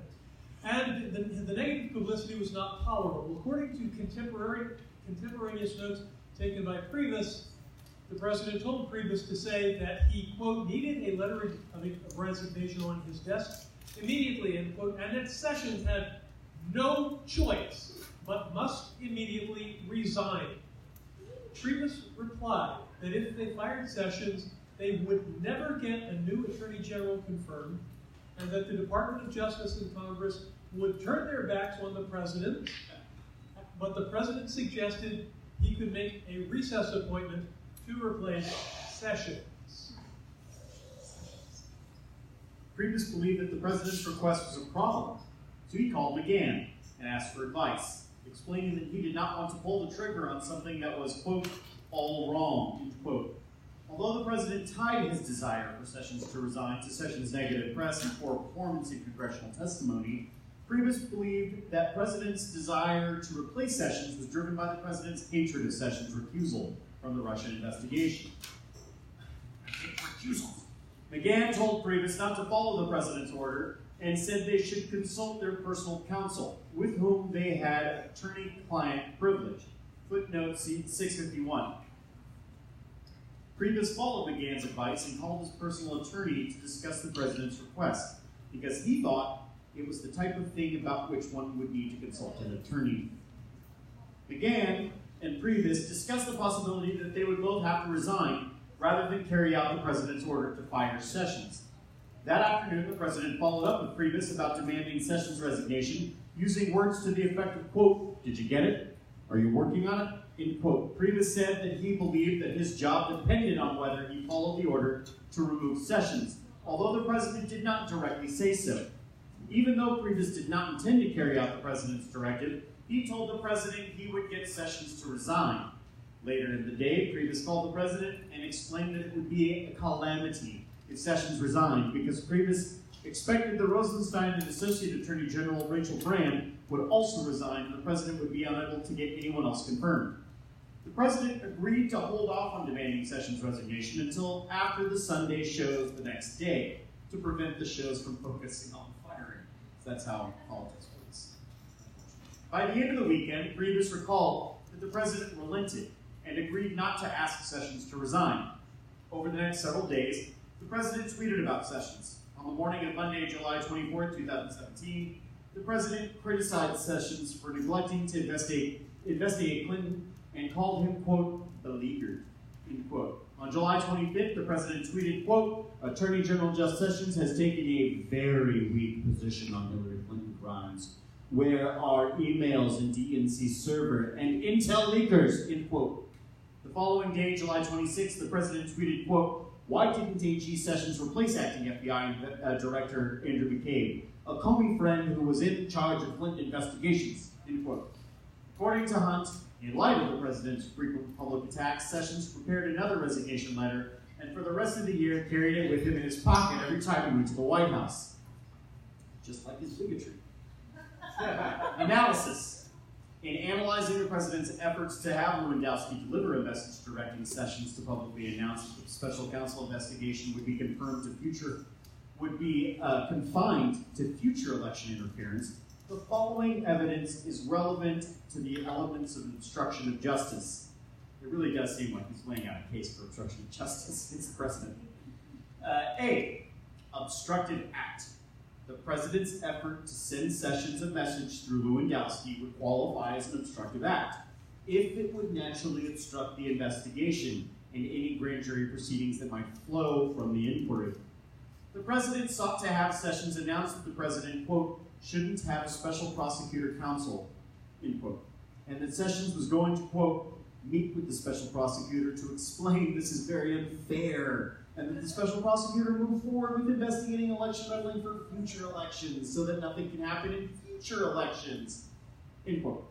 The president wanted Sessions to disregard his recusal from the investigation, which had followed from a formal DOJ ethics review, and have Sessions declare that he knew, quote, for a fact that, quote, there were no Russians involved with the campaign, end quote, because, quote, he was there, end quote. The president further directed that Sessions should explain that the president should not be subject to an investigation, quote, because he hasn't done anything wrong, end quote. Hi, officer. I would like to thank you for not pulling me over for drinking and driving, and that's how I'll get out of this. Taken together, the president's directives indicate that Sessions was being instructed to tell the special counsel to end the existing investigation into the president and his campaign, with the special counsel being permitted to, quote, move forward with investigating election meddling for future elections. B, nexus to an official proceeding. As described above, by the time of the president's initial one-on-one meeting with Lewandowski on June 19, 2017, the existence of a grand jury investigation supervised by the special counsel was public knowledge. By the time of the president's follow-up meeting with Lewandowski, redacted grand jury. To satisfy the nexus requirement, it would be necessary to show that limiting the special counsel's investigation would have the natural and probable effect of impeding that grand jury proceeding. C, intent. Substantial evidence indicates that the president's effort to have Sessions limit the scope of the special counsel's investigation to future election interference was intended to prevent further investigative scrutiny of the president's and his campaign's conduct. As previously described, the president knew that the Russia investigation was focused in part on his campaign, and he perceived allegations of Russian interference to cast doubt on the legitimacy of his election. The president further knew that the investigation had broadened to include his own conduct and whether he had obstructed justice. Those investigations would not proceed if the special counsel's jurisdiction were limited to future election interference only.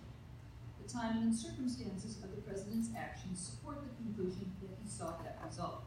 The president's initial direction that Sessions should limit the special counsel's investigation came just 2 days after the president had ordered McGahn to have the special counsel removed, which itself followed public reports that the president was personally under investigation for obstruction of justice.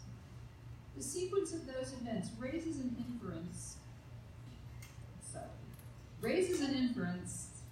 that after seeking to terminate, I used to teach rhetoric, this is bullshit.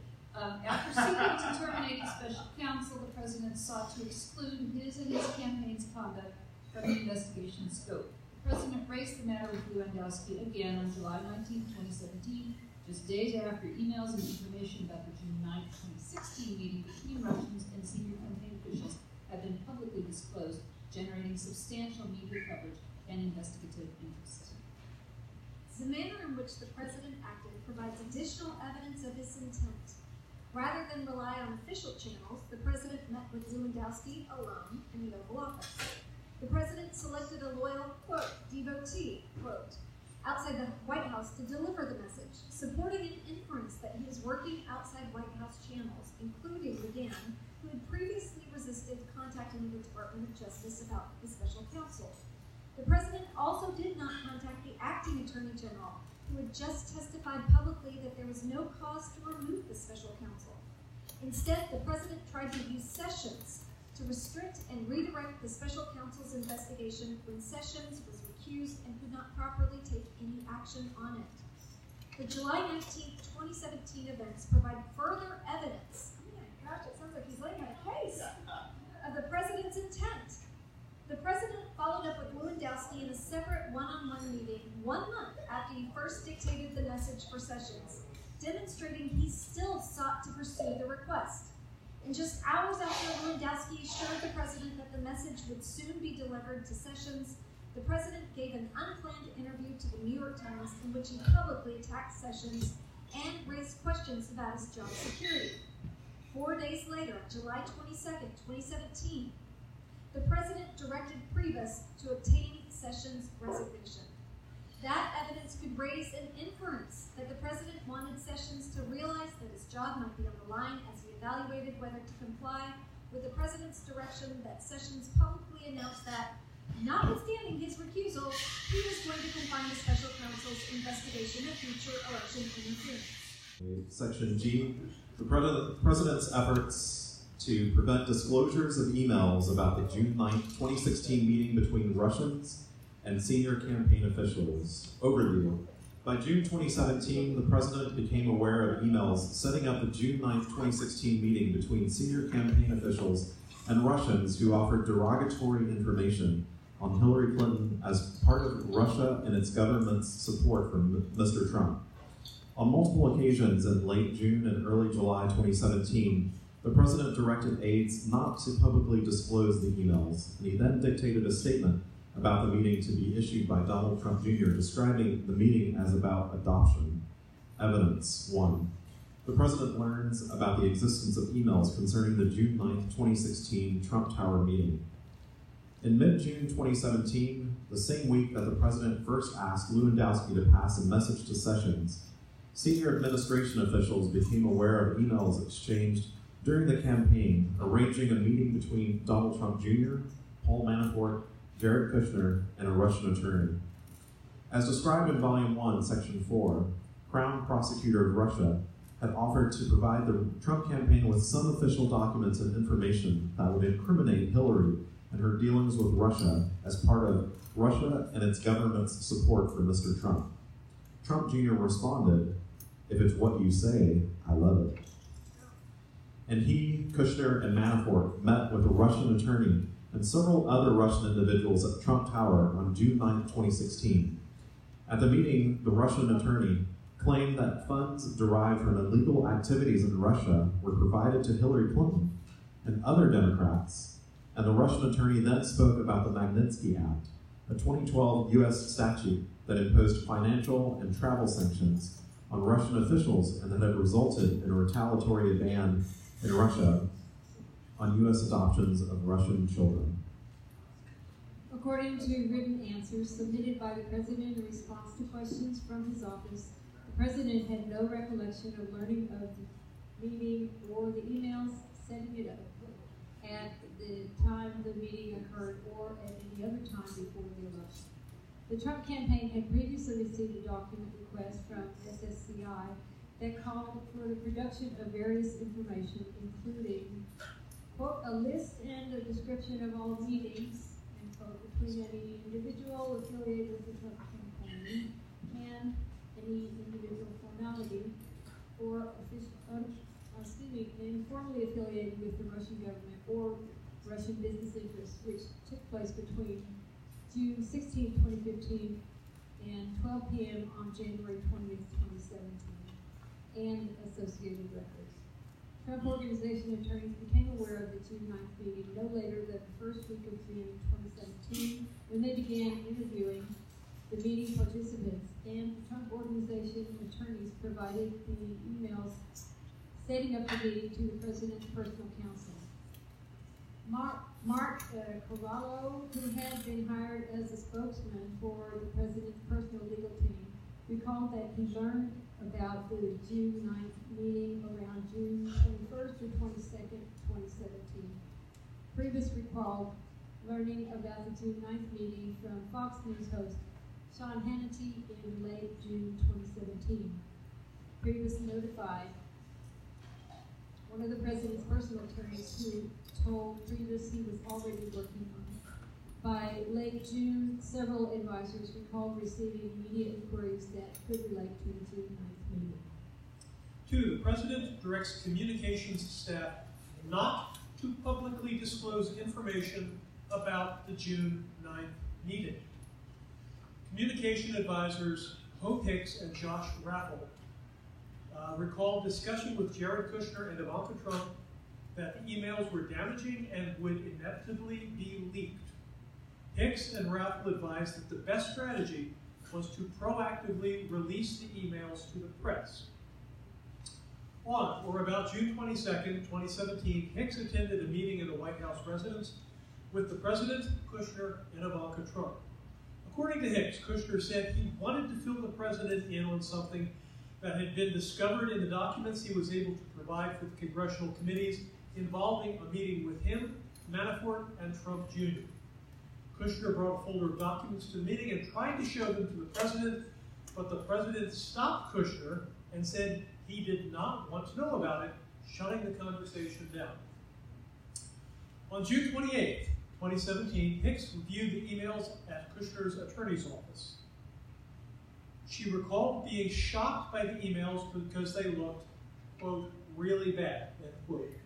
The next day, Hicks spoke privately to the President to mention her concern about the emails, which she understood were going to be shared with Congress. The President seemed upset because too many people knew about the emails, and he told Hicks that just one lawyer should deal with the matter. The President indicated that he did not think the emails would leak, but that they would leak if everyone had access to them. Later that day, Hicks, Kushner, and Ivanka Trump went together to talk to the President. Hicks recalled that Kushner told the President the June 9th meeting was not a big deal and was about Russian adoption, but that emails existed setting up the meeting.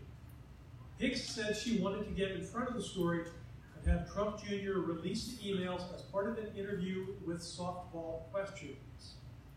The President said he did not want to know about it and they should not go to the press. Hicks warned the President that the emails were, quote, really bad, and, quote, and the story would be, quote, massive, and, quote, when it broke. But the President was insistent that he did not want to talk about it and said he did not want details. Hicks recalled that the President asked Kushner when his document production was due.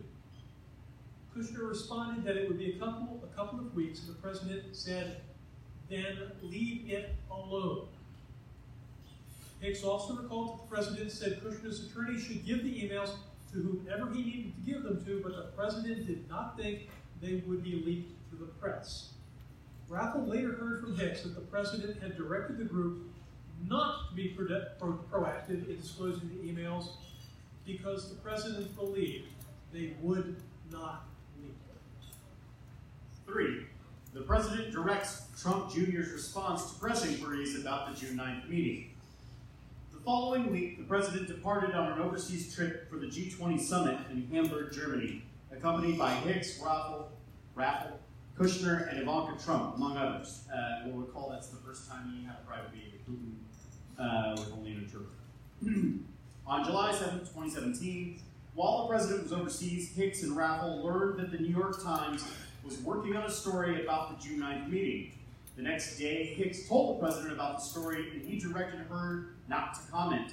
Hicks thought the President's reaction was odd because he usually considered not responding to the press to be an ultimate sin.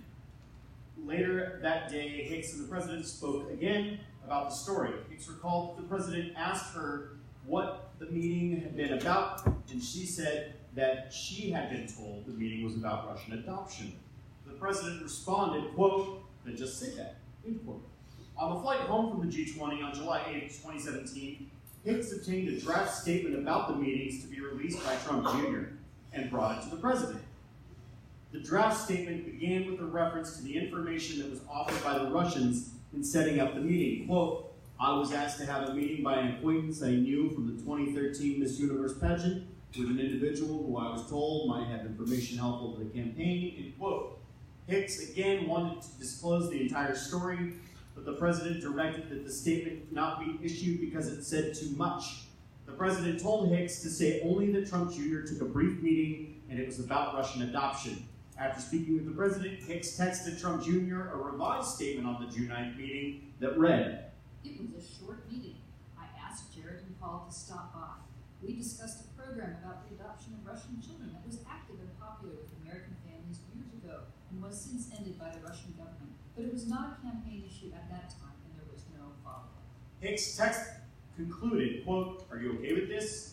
Attributed to you, end quote. Trump Jr. responded by text message that he wanted to add the word, quote, primarily before, quote, discussed. So that the statement would read, quote, "We primarily discussed a program about the adoption of Russian children," end quote. Trump Jr. texted that he wanted the change because, quote, "They started with some Hillary thing, which was BS, and some other nonsense, which we shot down fast," end quote. Hicks texted back, quote, "I think that's right too. A boss man worried, it invites a lot of questions. Ultimately defer to you and your attorney on that word because I know it's important and I think the mention of the campaign issue adds something to it in case we have to go further," end quote. Trump Jr. responded, quote, "If I don't have it in there, it appears as though I'm lying later when they inevitably leak something," end quote. Trump Jr.'s statement adding the word, quote, "primarily" and making other minor additions was then provided to the New York Times. The full statement provided to the Times stated, "It was a short introductory meeting. I asked Jared and Paul to stop by. We primarily discussed a program about the adoption of Russian children that was active and popular with American families years ago and was since ended by the Russian government, but it was not a campaign issue at the time and there was no follow-up. I was asked to attend the meeting by an appointment, but was not told the name of the person I would be meeting with beforehand." The statement did not mention the offer of derogatory information about Clinton or any discussion of the Magnitsky Act or U.S. sanctions, which were the principal subjects of the meeting. A short while later, while still on Air Force One, Hicks learned that Priebus knew about the emails, which further convinced her that additional information about the June 9th meeting would leak and the White House should be proactive and get in front of the story. Hicks recalled again going to the president to urge him that they should be fully transparent about the June 9th meeting. But he again said no, telling Hicks, quote, "You've given a statement, we're done," end quote. Later on the flight home, Hicks went to the president's cabin where the president was on the phone with one of his personal attorneys. At one point, the president handed the phone to Hicks, and the attorney told Hicks that he had been working with Circa News on a separate story and that she should not talk to the New York Times. 4. The media reports on the June 9, 2016 meeting. Before the president's flight home from the G20 landed, the New York Times published its story about the June 9, 2016 meeting. In addition to the statement from Trump Jr., the Times story also quoted a statement from Corallo on behalf of the president's legal team suggesting that the meeting might have been a setup by individuals working with the firm that produced the Steele reporting. Corallo also worked with Circa News on a story published an hour later that questioned whether Democratic operatives had arranged the June 9th meeting to create the appearance of improper connections between Russia and Trump family members. Hicks was upset about Corallo's public statement and called him that evening to say the president had not approved that statement. The next day, July 9th, 2017, Hicks and the president called Corallo together, and the president criticized Corallo for the statement he had released.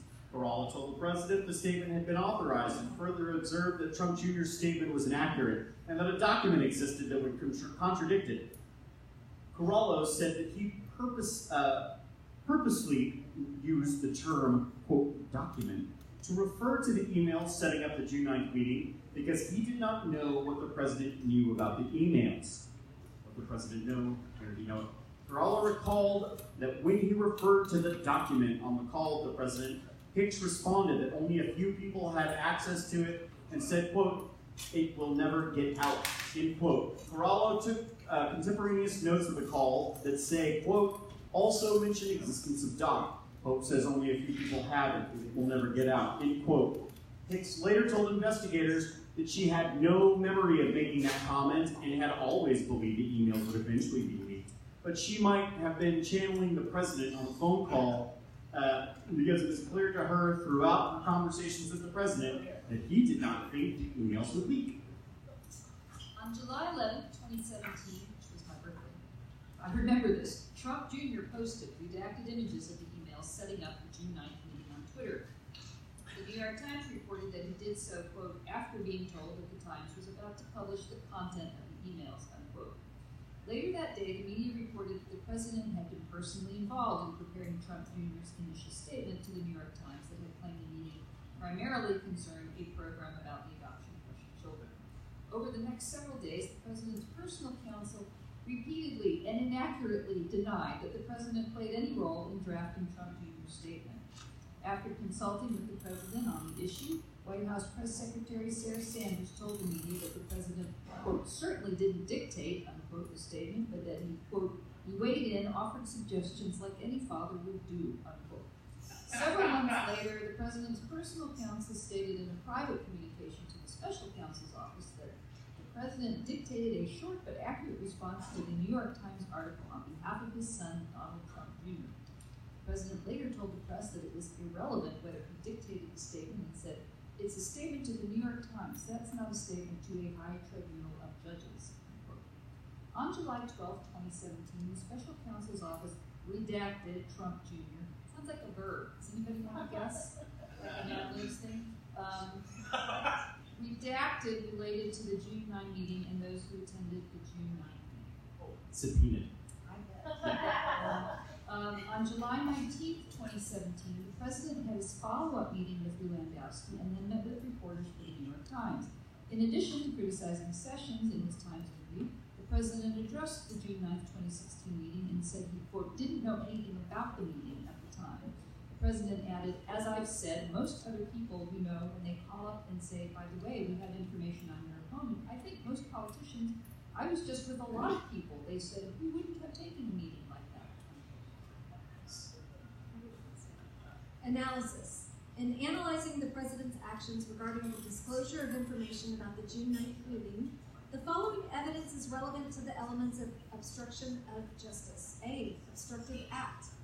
On at least three occasions between June 29th, 2017 and July 9th, 2017, the president directed Hicks and others not to publicly disclose information about the June 9th meeting between senior campaign officials and a Russian attorney. On June 29th, Hicks warned the president that the emails setting up the June 9th meeting were, quote, really bad, end quote, and the story would be, quote, massive, end quote, when it broke. But the president told her and Kushner to, quote, leave it alone, end quote. Early on July 8th, after Hicks told the president the New York Times was working on a story about the June 9th meeting, the president directed her not to comment, even though Hicks said that the president usually considered not responding to the press to be the ultimate sin. Later that day, wow, what's the ultimate sin? Yeah. We have different definitions of that. Later that day, the president rejected Trump Jr.'s draft statement that he would have acknowledged that the meeting was with, quote, an individual who I was told might have information helpful to the campaign, end quote. The president then dictated a statement to Hicks that said the meeting was about Russian adoption, which the president had twice been told was discussed at the meeting. The statement dictated by the president did not mention the offer of derogatory information about Clinton. Each of these efforts by the president involved his communications team and was directed at the press. They would amount to obstructive acts only if the president, by taking these actions, sought to withhold information from or mislead congressional investigators or the special counsel. On May 17, 2017, the president's campaign received a document request from SSCI that clearly covered the June 9th meeting and underlying emails, and those documents also plainly would have been relevant to the special counsel's investigation. But the evidence does not establish that the president took steps to prevent the emails or other information about the June 9th meeting from being provided to Congress or the special counsel.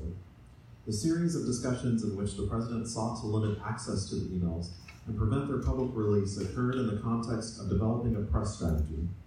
The only evidence we have of the president discussing the production of documents to Congress or the special counsel is the conversation on June 29, 2017, when Hicks recalled the president acknowledging that Kushner's attorney should provide emails related to the June 9th meeting to whomever he needed to give them to. We do not have evidence of what the president discussed with his own lawyers at that time. B. Nexus to an official proceeding. As described above, by the time of the president's attempts to prevent the public release of the emails regarding the June 9th meeting, the existence of a grand jury investigation supervised by the special counsel was public knowledge, and the president had been told that the emails were responsive to congressional inquiries.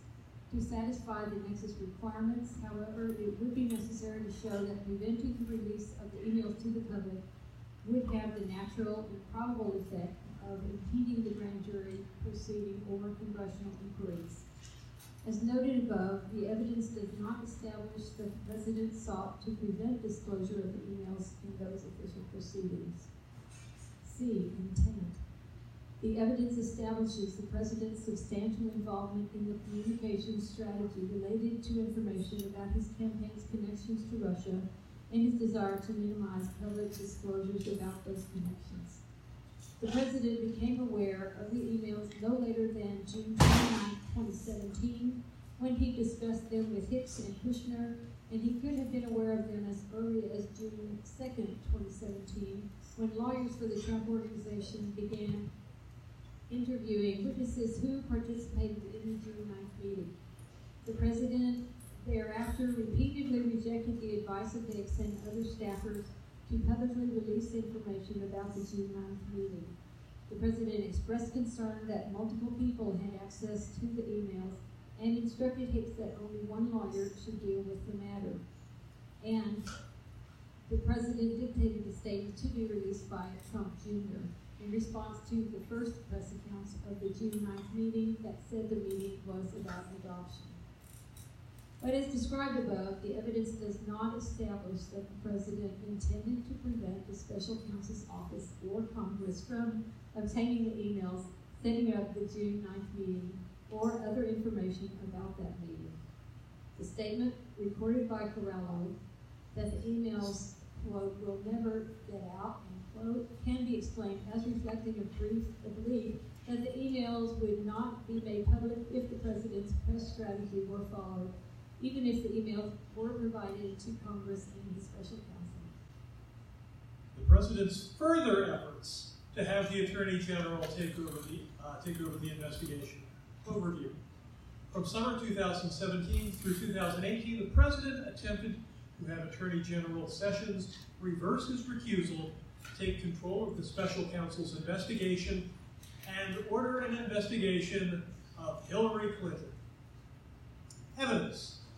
1. The President again seeks to have Sessions reverse his recusal. After returning Sessions' resignation letter at the end of May 2017, but before the President's July 19, 2017 New York Times interview, in which he publicly criticized Sessions for recusing from the Russia investigation, the President took additional steps to have Sessions reverse his recusal. In particular, at some point after the May 17, 2017 appointment of the special counsel, Sessions recalled, the President called him at home and asked if Sessions would unrecuse himself. According to Sessions, the President asked him to reverse his recusal so that Sessions could direct the Department of Justice to investigate and prosecute Hillary Clinton, and the gist of the conversation was that the President wanted Sessions to unrecuse from all of it, including the special counsel's Russia investigation. Sessions listened but did not respond, and he did not reverse his recusal or order an investigation of Clinton. The investigation of Clinton would not have been obstruction. That's what's called fascism. In early July 2017, the President asked Staff Secretary Rob Porter what he thought of Associate Attorney General Rachel Brand. Porter recalled that the President asked him if Brand was good, tough, and, quote, on the team, end quote. The President also asked if Porter thought Brand was interested in being responsible for the special counsel's investigation and whether she would want to be Attorney General one day. Well, we got another bingo? Yes. But I don't know what good, tough, and on the team was referring to. I was just excited when I heard that. Fair enough. You on the team? On the team. We also footnote after the President also asked if Porter thought Brand would be interested in being responsible for the special counsel's investigation and whether she would want to be Attorney General one day. Footnote 741. Because of Sessions' recusal, if Rosenstein were no longer in his position, Brand would, by default, become the DOJ official in charge of supervising the special counsel's investigation. And if both Sessions and Rosenstein were removed, Brand would be next in line to become acting Attorney General for all DOJ matters. Except we got someone else. Because Porter knew Brand, the President asked him to sound her out about taking responsibility for the investigation and being Attorney General. Contemporaneous notes taken by Porter show that the President told Porter to, quote, keep in touch with your friend, end quote, in reference to Brand. Later, the president asked Porter a few times in passing whether he had spoken to Brand, but Porter did not reach out to her because he was uncomfortable with the task. It just sounds like a middle school romance. In asking him to reach out to Brand, Porter understood the president to want to find someone to end the Russia investigation or fire the special counsel, although the president never said so explicitly. Porter did not contact Brand because he was sensitive to the implications of that action and did not want to be involved in a chain of events associated with an effort to end the investigation or fire the special counsel. McGahn recalled that during the summer of 2017, he and the president discussed the fact that if Sessions were no longer in his position, the special counsel would report directly to a non-recused attorney general. McGahn told the president that things might not change much under a new attorney general. McGahn also recalled that in or around July 2017, the president frequently brought up his displeasure with Sessions. Hicks recalled that the president viewed Sessions' recusal from the Russia investigation as an act of disloyalty. In addition to criticizing Sessions' recusal, the president raised concerns about Sessions and his job performance with McGahn and Hicks. 2. Additional efforts to have Sessions unrecused or direct investigations covered by his recusal. Later in 2017, the president continued to urge Sessions to reverse his recusal from campaign-related investigations and considered replacing Sessions with an attorney general who would not be recused. On October 16, 2017, the president met privately with Sessions and said that the Department of Justice was not investigating individuals and events that the president thought the department should be investigating. That's normal. According to contemporaneous notes taken by Porter, who was at the meeting, the president mentioned Clinton's emails and said, quote, "Don't have to tell us, just take a look," end quote. Sessions did not offer any assurances or promises to the president that the Department of Justice would comply with that request. 2 days later, on October 18, 2017, the president tweeted, quote, "Wow, FBI confirms report that James Comey drafted letter exonerating crooked Hillary Clinton long before investigation was complete. Many people not interviewed, including Clinton herself. Comey stated under oath that he didn't do this obviously a fix. Where's Justice Department?" End quote. I feel like an idiot just by reading it. On October 29, 2017, the president tweeted that there was, quote, "anger and unity," end quote, over a lack of investigation of Clinton. And, quote, "the Comey fix," end quote, and concluded, quote, "do something," end quote. It's tough. You know, great. I'm regretting I was going to bring puppets and would have been easier. The band puppet would have been the grossest. On December 6, 2017, 5 days after Flynn pleaded guilty to lying about his contacts with the Russian government, the president asked to speak with Sessions in the Oval Office at the end of a cabinet meeting. During that Oval Office meeting, which Porter attended, the president again suggested that Sessions could unrecused, which Porter linked to taking back supervision of the Russia investigation and directing an investigation of Hillary Clinton. According to contemporaneous notes taken by Porter, the president said, "I don't know if you could unrecuse yourself, you'd be a hero. Not telling you to do anything. Dershowitz says POTUS can get involved." He's speaking in quote. Dershowitz says POTUS can get involved, can order AG to investigate. I don't want to get involved. I'm not going to get involved. I'm not going to do anything or direct you to do anything. I just want to be treated fairly. Unquote. According to Porter's notes, Sessions responded, "We are taking steps. A whole new leadership team, professionals will operate according to the law." Sessions also said, "I never saw anything that was improper," which Porter thought was noteworthy because it did not fit with the previous discussion about Clinton. Porter understood Sessions to be reassuring the president that he was on the president's team. At the end of December, the president told the New York Times it was too bad that Sessions had recused himself from the Russia investigation. When asked whether Holder had been a more loyal attorney general to President Obama than Sessions was to him, the president said, "I don't want to get into loyalty, but I will tell you that. I will say this. Holder protected President Obama, totally protected him. When you look at the things that they did, and Holder protected the president, and I have great respect for that, I'll be honest." Later in January, the president brought up the idea of replacing Sessions and told Porter that he wanted to clean house at the Department of Justice.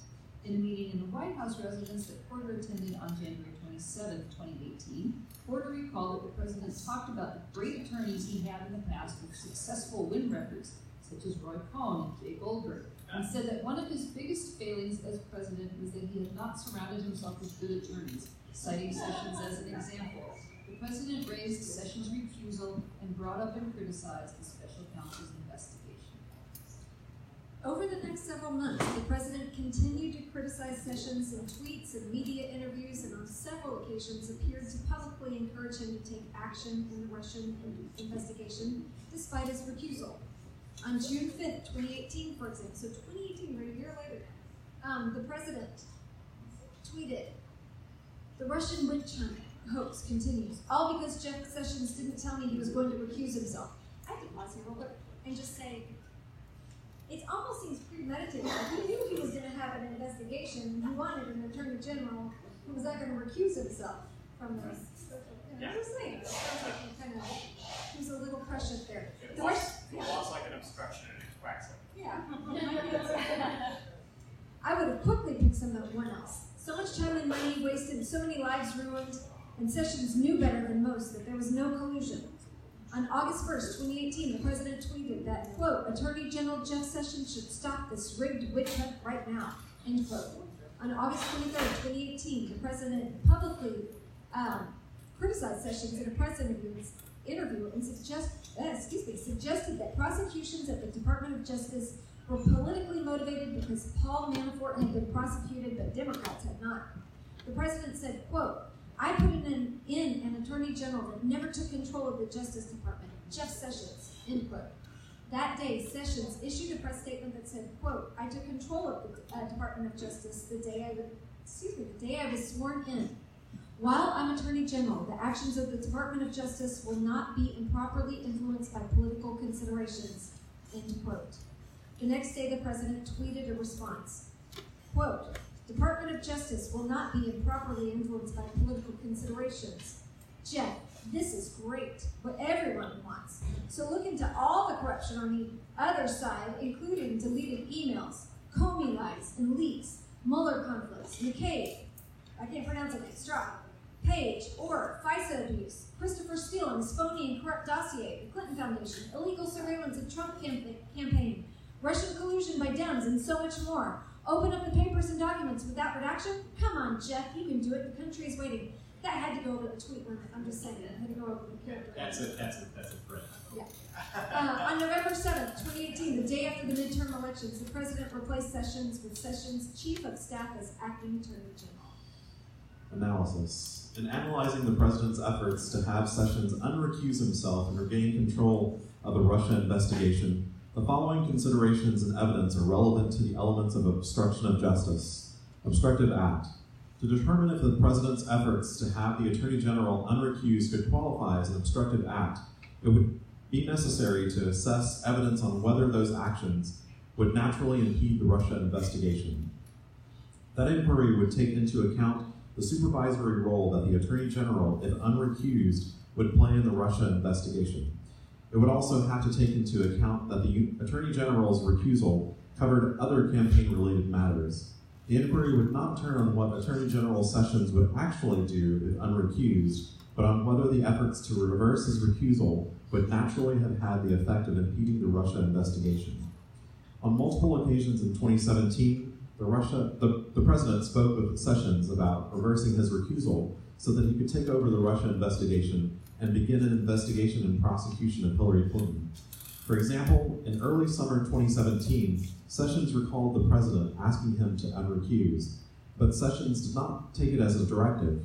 When the president raised the issue again in December 2017, the president said, as reported by Porter, "Not telling you to do anything. I'm not going to get involved. I'm not going to do anything or direct you to do anything. I just want to be treated fairly." The duration of the president's efforts, which spanned from March 2017 to August 2018, and the fact that the president repeatedly criticized Sessions in public and in private for failing to tell the president that he would have to recuse, is relevant to assessing whether the president's efforts to have Sessions unrecused could qualify as obstructive acts. B, nexus to an official proceeding.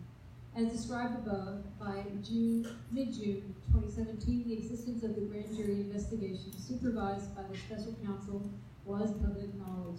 In addition, in July 2017, a different grand jury supervised by the special counsel was impaneled in the District of Columbia, and the press reported on the existence of this grand jury in early August 2017.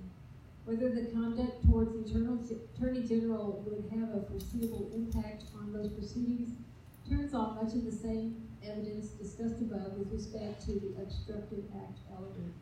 C. Intent.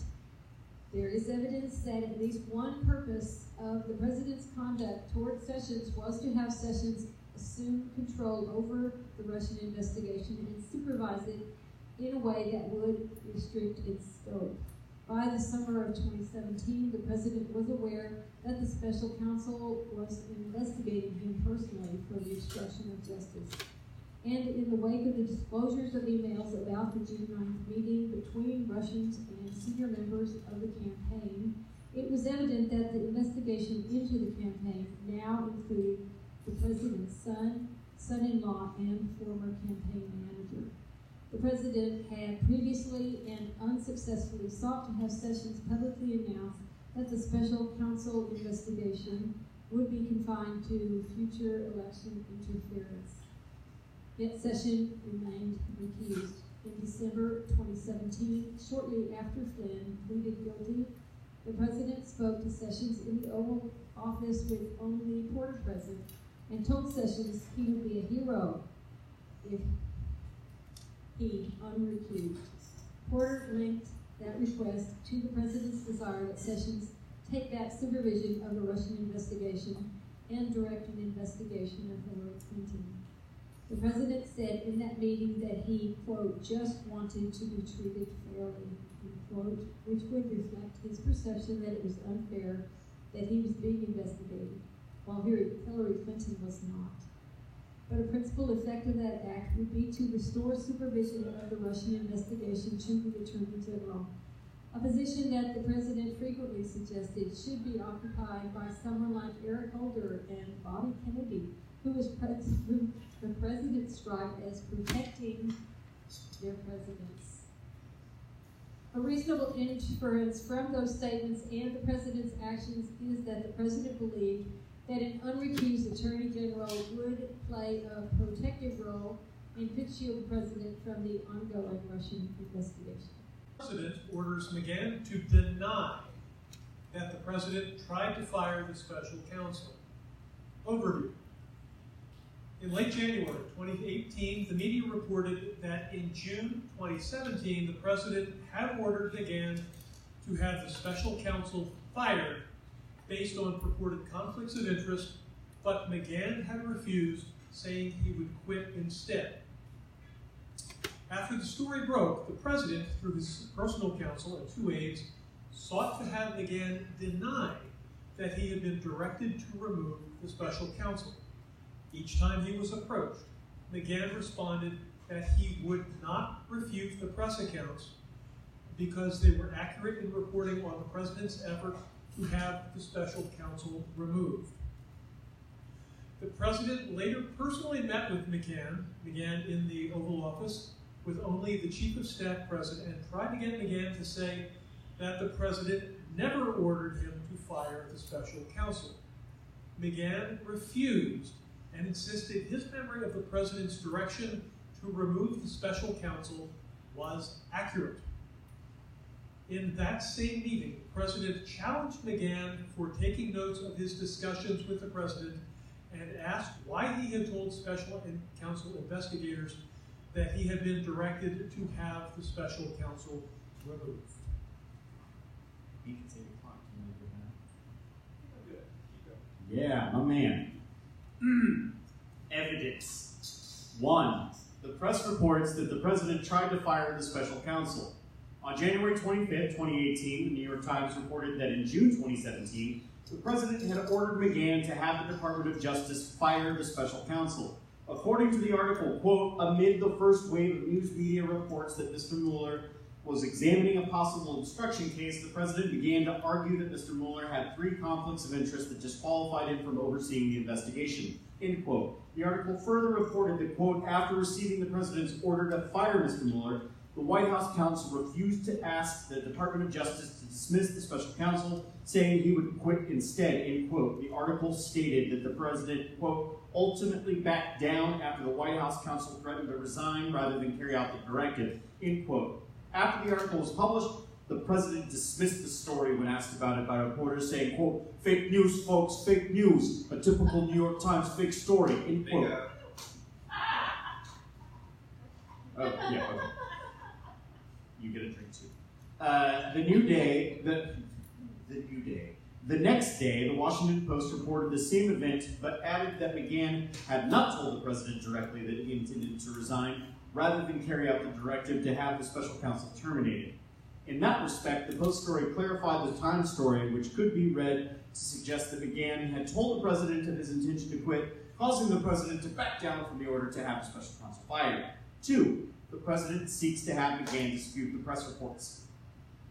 On January 26, 2018, the president's personal counsel called McGahn's attorney, and said that the president wanted McGahn to put out a statement denying that he had been asked to fire the special counsel, and that he had threatened to quit in protest. McGahn's attorney spoke with McGahn about that request, and then called the president's personal counsel to relay that McGahn would not make that statement. McGahn's attorney informed the president's personal counsel that the Times story was accurate in reporting that the president wanted the special counsel removed. Accordingly, McGahn's attorney said, although the article was inaccurate in some other respects, McGahn could not comply with the president's request to dispute the story. Hicks recalled relaying to the president that one of his attorneys had spoken to McGahn's attorney about the issue.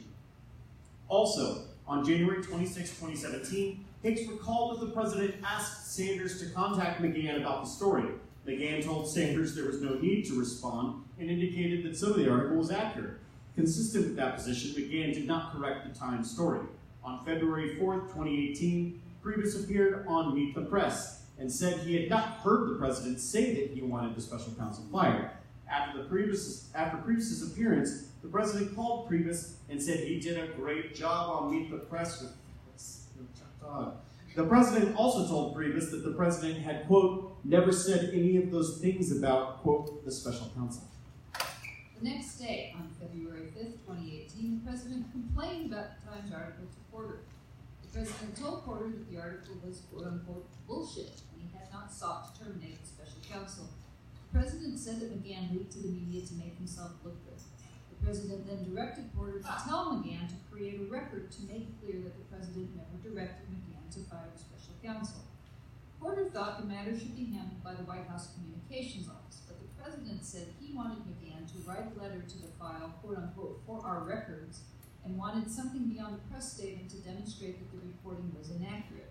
The president referred to McGahn as a, quote-unquote, lying bastard, and said that he wanted a record from him. Porter recalled the president saying something to the effect of, if he doesn't write a letter, then maybe I'll have to get rid of him. Later that day, Porter spoke to McGahn to deliver the president's message. Porter told McGahn that he had to write a letter to dispute that he was ever ordered to terminate the special counsel. McGahn shrugged off the request, explaining that the media reports were true. McGahn told Porter that the president had been insistent on firing the special counsel, and that McGahn had planned to resign rather than carry out the order, although he had not personally told the president he intended to quit. Porter told McGahn that the president suggested that McGahn would be fired if he did not write the letter. McGahn dismissed the threat, saying that the optics would be terrible if the president followed through with firing him on that basis. McGahn said he would not write the letter the president had requested. Porter said that to his knowledge, the issue of McGahn's letter never came up with the president again, but Porter did recall telling Kelly about his conversation with McGahn. The next day, on February 6, 2018, Kelly scheduled time for McGahn to meet with him and the president in the Oval Office to discuss the Times article. The morning of the meeting, the president's personal counsel called McGahn's attorney and said that the president was going to be speaking with McGahn, and McGahn could not resign no matter what happened in the meeting. The president began the Oval Office meeting by telling McGahn that the New York Times story did not, quote, look good, and McGahn needed to correct it. McGahn recalled the president said, quote, I never said to fire Mueller. I never said fire. The story doesn't look good. You need to correct this. You're the White House counsel, end quote. In response, McGahn acknowledged that he had not told the president directly that he planned to resign, but said that the story was otherwise accurate. The president asked McGahn, quote, did I say the word fire?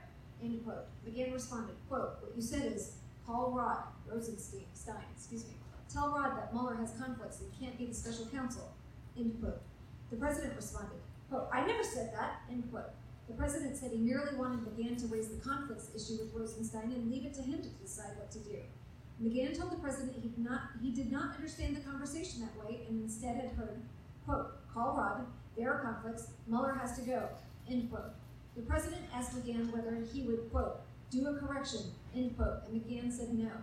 McGahn thought the president was testing his mettle to see how committed McGahn was to what happened. Kelly described the meeting as, quote, a little tense. Kelly's off too. The president also asked McGahn in the meeting why he had told special counsel office investigators that the president had told him to have the special counsel removed. McGahn responded that he had to, and that his conversations with the president were not protected by attorney-client privilege. The president then asked, what about these notes? Why do you take notes? Lawyers don't take notes. I never had a lawyer who took notes. McGahn responded that he keeps notes because he is a real lawyer and explained that notes create a record and are not a bad thing. The president said, I've had a lot of great lawyers, like Roy Cohn. He did not take notes. After the Oval Office meeting concluded, Keller recalled McGahn, telling him that McGahn and the president did have that conversation about removing the special counsel. McGahn recalled that Kelly said that he had pointed out to the president after the Oval Office that McGahn had not backed down and would not budge. Following the Oval Office meeting, the president's personal counsel told McGahn's counsel and relayed that the president was fine with McGahn. Analysis. In analyzing the president's efforts to have McGahn deny that he had been ordered to have the special counsel removed, the following evidence is relevant to the elements of obstruction of justice. A. Obstructive act. The president's repeated efforts to get McGahn to create a record denying that the president had directed him to remove the special counsel would qualify as an obstructive act if it had the natural tendency to constrain McGahn from testifying truthfully or to undermine his credibility as a potential witness if he testified consistently with his memory rather than with what the record said. There is some evidence that at the time the New York Times and Washington Post stories were published in late January 2018, the president believed the stories were wrong and that he had never told McGahn to have Rosenstein remove a special counsel. The president correctly understood that McGahn had not told the president directly that he planned to resign. In addition, the president told Priebus and Porter that he had not sought to terminate the special counsel, and in the Oval Office meeting with McGahn, the president said, quote, I never said to fire Mueller. I never said fire, unquote. That evidence could indicate that the president was not attempting to persuade McGahn to change his story, but was instead offering his own, but different, recollection of the substance of his June 2017 conversations with McGahn and McGahn's reaction to them. Other evidence cuts against that understanding of the president's conduct. As previously described, substantial evidence supports McGahn's account that the president had directed him to have the special counsel removed, including the timing and context of the president's directive, the manner in which McGahn reacted, and the fact that the president had been told the conflicts were insubstantial, were being considered by the Department of Justice, and should be raised with the president's personal counsel rather than brought to McGahn. In addition, the president's subsequent denials that he had told McGahn to have the special counsel removed were carefully worded. When first asked about the New York Times story, the president said, fake news, folks, fake news, a typical New York Times fake story. And when the president spoke with McGahn in the Oval Office, he focused on whether he had used the word fire, saying, quote, "I never said to fire Mueller, I never said fire." And, quote, "Did I say the word fire?" Folks, where there's smoke. The president's assertion in the Oval Office meeting that he had never directed McGahn to have the special counsel removed thus runs counter to the evidence. In addition, even if the president sincerely disagreed with McGahn's memory of the June 17, 2017 events, the evidence indicates that the president knew by the time of the Oval Office meeting that McGahn's account differed and that McGahn was firm in his views. Shortly after the story broke, the president's counsel told McGahn's counsel that the president wanted McGahn to make a statement denying that he had been asked to fire the special counsel. But McGahn responded through his counsel that this aspect of the story was accurate and he therefore could not comply with the president's request. The president then directed Sanders to tell McGahn to correct the story, but McGahn told her he would not do so because the story was accurate in reporting on the president's order. Consistent with that position, McGahn never issued a correction.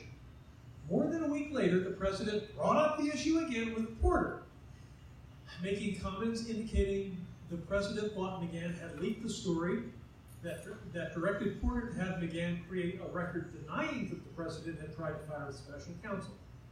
At that point, the president said he might, quote, have to get rid of, end quote, McGahn if McGahn did not comply.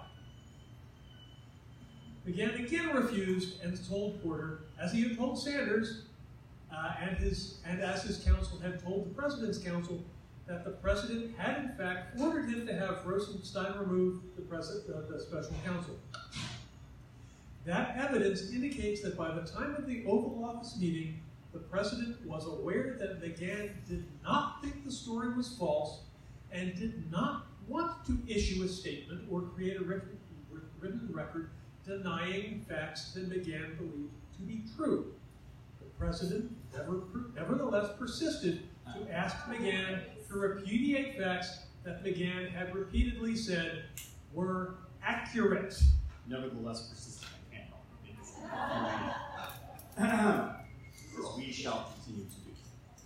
B, nexus to an official proceeding. By January 2018, the special counsel's use of a grand jury had been further confirmed by the return of several indictments. The president also was aware that the special counsel was investigating obstruction-related events because, among other reasons, on January 8, 2018, the special counsel's office provided his counsel with a detailed list of topics for a possible interview with the president. The president knew that McGahn had personal knowledge of many of the events the special counsel was investigating, and that McGahn had already been interviewed by special counsel investigators. And in the Oval Office meeting, the president indicated he knew that McGahn had told the special counsel's office about the president's effort to remove the special counsel. The president challenged McGahn for disclosing that information and for taking notes that he viewed as creating unnecessary legal exposure. That evidence indicates the president's awareness that the June 17, 2017 events were relevant to the special counsel's investigation and any grand jury investigation that might grow out of it. I think it's mob lawyers that don't take notes, be my guess. To establish a nexus, it would be necessary to show that the president's actions would have the natural tendency to affect such a proceeding, or that they would hinder, delay, or prevent the communication of information to investigators. Because McGahn had spoken to special counsel investigators before January 2018, the president could not have been seeking to influence his prior statements in those interviews. But because McGahn had repeatedly spoken to investigators and the obstruction inquiry was not complete, it was foreseeable that he would be interviewed again on obstruction-related topics. If the president were focused solely on a press strategy and seeking to have McGahn refute the New York Times article, a nexus to a proceeding or to further investigative interviews would not be shown. But the president's efforts to have McGahn write a letter, quote, for our records, end quote, approximately 10 days after the stories had come out, well past the typical time to issue a correction for a news story, indicates the president was not focused solely on a press strategy, but instead likely contemplated the ongoing investigation and any proceedings arising from it. C. Intent. Substantial evidence indicates that in repeatedly urging McGahn to dispute that he was ordered to have the special counsel terminated, the president acted for the purpose of influencing McGahn's account in order to deflect or prevent further scrutiny of the president's conduct towards the investigation. Substantial evidence. Several facts support that conclusion. The president made repeated attempts to get McGahn to change his story. As described above, by the time of the last attempt, the evidence suggests that the president had been told on multiple occasions that McGahn believed the president had ordered him to have the special counsel terminated. McGahn interpreted his encounter with the president in the Oval Office as an attempt to test his mettle and see how committed he was to his memory of what had occurred. The president had already laid the groundwork for pressing McGahn to alter his account by telling Porter that it might be necessary to fire McGahn if he did not deny the story, and Porter relayed that statement to McGahn. Additional evidence of the president's intent may be gleaned from the fact that his counsel was sufficiently alarmed by the prospect of the president's meeting with McGahn that he called McGahn's counsel and said that McGahn could not resign no matter what happened in the Oval Office that day. The president's counsel was well aware of McGahn's resolve not to issue what he believed to be a false account of events despite the president's request. Finally, as noted above, the president brought up the special counsel investigation in his Oval Office meeting with McGahn and criticized him for telling his office about the June 17, 2017 events. The president's statements reflect his understanding and his displeasure that those events would be part of an obstruction of justice inquiry in his actual obstruction of justice. Section J. The president's conduct towards Flynn, Manafort, redacted, harm to ongoing matter. Overview. In addition to the interactions with McGahn described above, the president has taken other actions directed at possible witnesses in the special counsel's investigation, including Flynn, Manafort, redacted. It's a very short name, probably 4 letters, and is described in the next section, home. When Flynn withdrew from a joint defense agreement with the president's personal counsel stated that Flynn's actions would be viewed as reflecting hostility towards the president. During Manafort's prosecution, and while the jury was deliberating, the president repeatedly stated that Manafort was being treated unfairly and made it known that Manafort could receive a pardon. Harm to ongoing matter. Evidence. 1. Conduct directed at Michael Flynn. As previously noted, the president asked for Flynn's resignation on February 15, 2017. Following Flynn's resignation, the president made positive public comments about Flynn, describing him as a, quote, wonderful man, a fine person, and a very good person, unquote. The president also privately asked advisors to pass messages to Flynn conveying that the president still cared about him and encouraging him to stay strong. In late November 2017, Flynn began to cooperate with this office. On November 22, 2017, Flynn withdrew from the joint defense agreement he had with the president. Flynn's counsel told the president's personal counsel and counsel for the White House that Flynn could no longer have confidential communications with the White House or the president. Later that night, the president's personal counsel left a voicemail for Flynn's counsel that said, I understand your situation, but let me see if I can't state it in starker terms. It wouldn't surprise me if you've gone on to make a deal with the government if there's information that implicates the president. Then we've got a national security issue, so you know we need some kind of heads up. Just for the sake of protecting all of our interests if we can. Remember what we've always said about the president and his feelings toward Flynn, and that still remains. Probably sounds like somebody was innocent. On November 23rd, 2017, Flynn's attorneys returned the call from the president's personal counsel to acknowledge receipt of the voicemail. Flynn's attorneys reiterated that they were no longer in a position to share information under any sort of privilege. According to Flynn's attorneys, the president's personal counsel was indignant and vocal in this disagreement. The president's personal counsel said that he interpreted what they said to him as a reflection of Flynn's hostility towards the president, and that he planned to inform his client of that interpretation. Flynn's attorneys understood that statement to be an attempt to make them reconsider their position because the president's personal counsel believed that Flynn would be disturbed to know that such a message would be conveyed to the president. On December 1st, 2017, Flynn pleaded guilty to making false statements pursuant to a cooperation agreement. The next day, the president told the press that he was not concerned about what Flynn might tell the special counsel. In response to a question about whether the president still stood behind Flynn, the president responded, quote, "We'll see what happens," end quote. Over the next several days, the president made public statements expressing sympathy for Flynn and indicated he had not been treated fairly. On December 15, 2017, the president responded to a press inquiry about whether he was considering a pardon for Flynn by saying, quote, "I don't want to talk about pardons for Michael Flynn yet. We'll see what happens. Let's see. I can say this. When you look at what's gone on with the FBI and with the Justice Department, people are very, very angry," end quote. 2. Conduct directed at Paul Manafort. On October 27, 2017, a grand jury in the District of Columbia indicated Manafort and former deputy campaign manager Richard Gates on multiple felony counts. And on February 22, 2018, the grand jury in the Eastern District of Virginia indicted Manafort and Gates on additional felony counts. The charges in both cases alleged criminal conduct by Manafort that began as early as 2005 and continued through 2018. In January 2018, Manafort told Gates that he had talked to the president's personal counsel and they were going to take care of this. Quote, Manafort told Gates it was stupid to plead, saying that he had been in touch with the president's personal counsel, repeating that they should sit tight and will be taken care of. Gates asked Manafort outright if anyone mentioned pardons, and Manafort said no one used that word. Footnote 850. Manafort told this office that he never told Gates that he had talked to the president's personal counsel or suggested that they would be taken care of. Manafort also said he hoped for a pardon, but never discussed one with the president, although he noticed the president's public comments about pardons. As the proceedings against Manafort progressed in court, the president told Porter that he never liked Manafort and that Manafort did not know what he was doing on the campaign. The president discussed with aides whether and in what way Manafort might be cooperating with the special counsel's investigation and whether Manafort knew any information that would be harmful to the president. As a footnote 851, previous recalled that the president never really liked Manafort.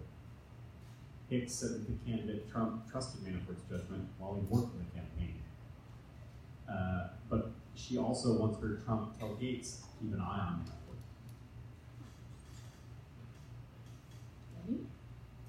In public, the president made statements criticizing the prosecution and suggesting that Manafort was being treated unfairly. On June 15, 2018, before a scheduled court hearing that day on whether Manafort's bail should be revoked based on new charges that Manafort had tampered with witnesses while out on bail, the president told the press, "I feel badly about a lot of them because I think a lot of it is very unfair. I mean, I look at some of them where they go back 12 years. Like Manafort has nothing to do with our campaign. But I feel I feel a little badly about it. But went back 12 years to get things that he did 12 years ago. I feel badly for some people because they've gone back 12 years to find things about somebody, and I don't think that's right," end quote. In response to a question about whether he was considering a pardon for Manafort or other individuals involved in the special counsel's investigation, the president said, quote, "I don't want to talk about that. No, I don't want to talk about that. But look, I do want to see people treated fairly. That's what it's all about," end quote. Hours later, Manafort's bail was revoked, and the president tweeted, quote, "Wow, what a tough sentence for Paul Manafort, who has represented Ronald Reagan, Bob Dole, and many other top political people in campaigns. Didn't know Manafort was the head of the mob. What about Comey and Crooked Hillary and all the others? Very unfair." Immediately following the revocation of Manafort's bail, the president's personal lawyer, Rudolph Giuliani, gave a series of interviews in which he raised the possibility of a pardon for Manafort.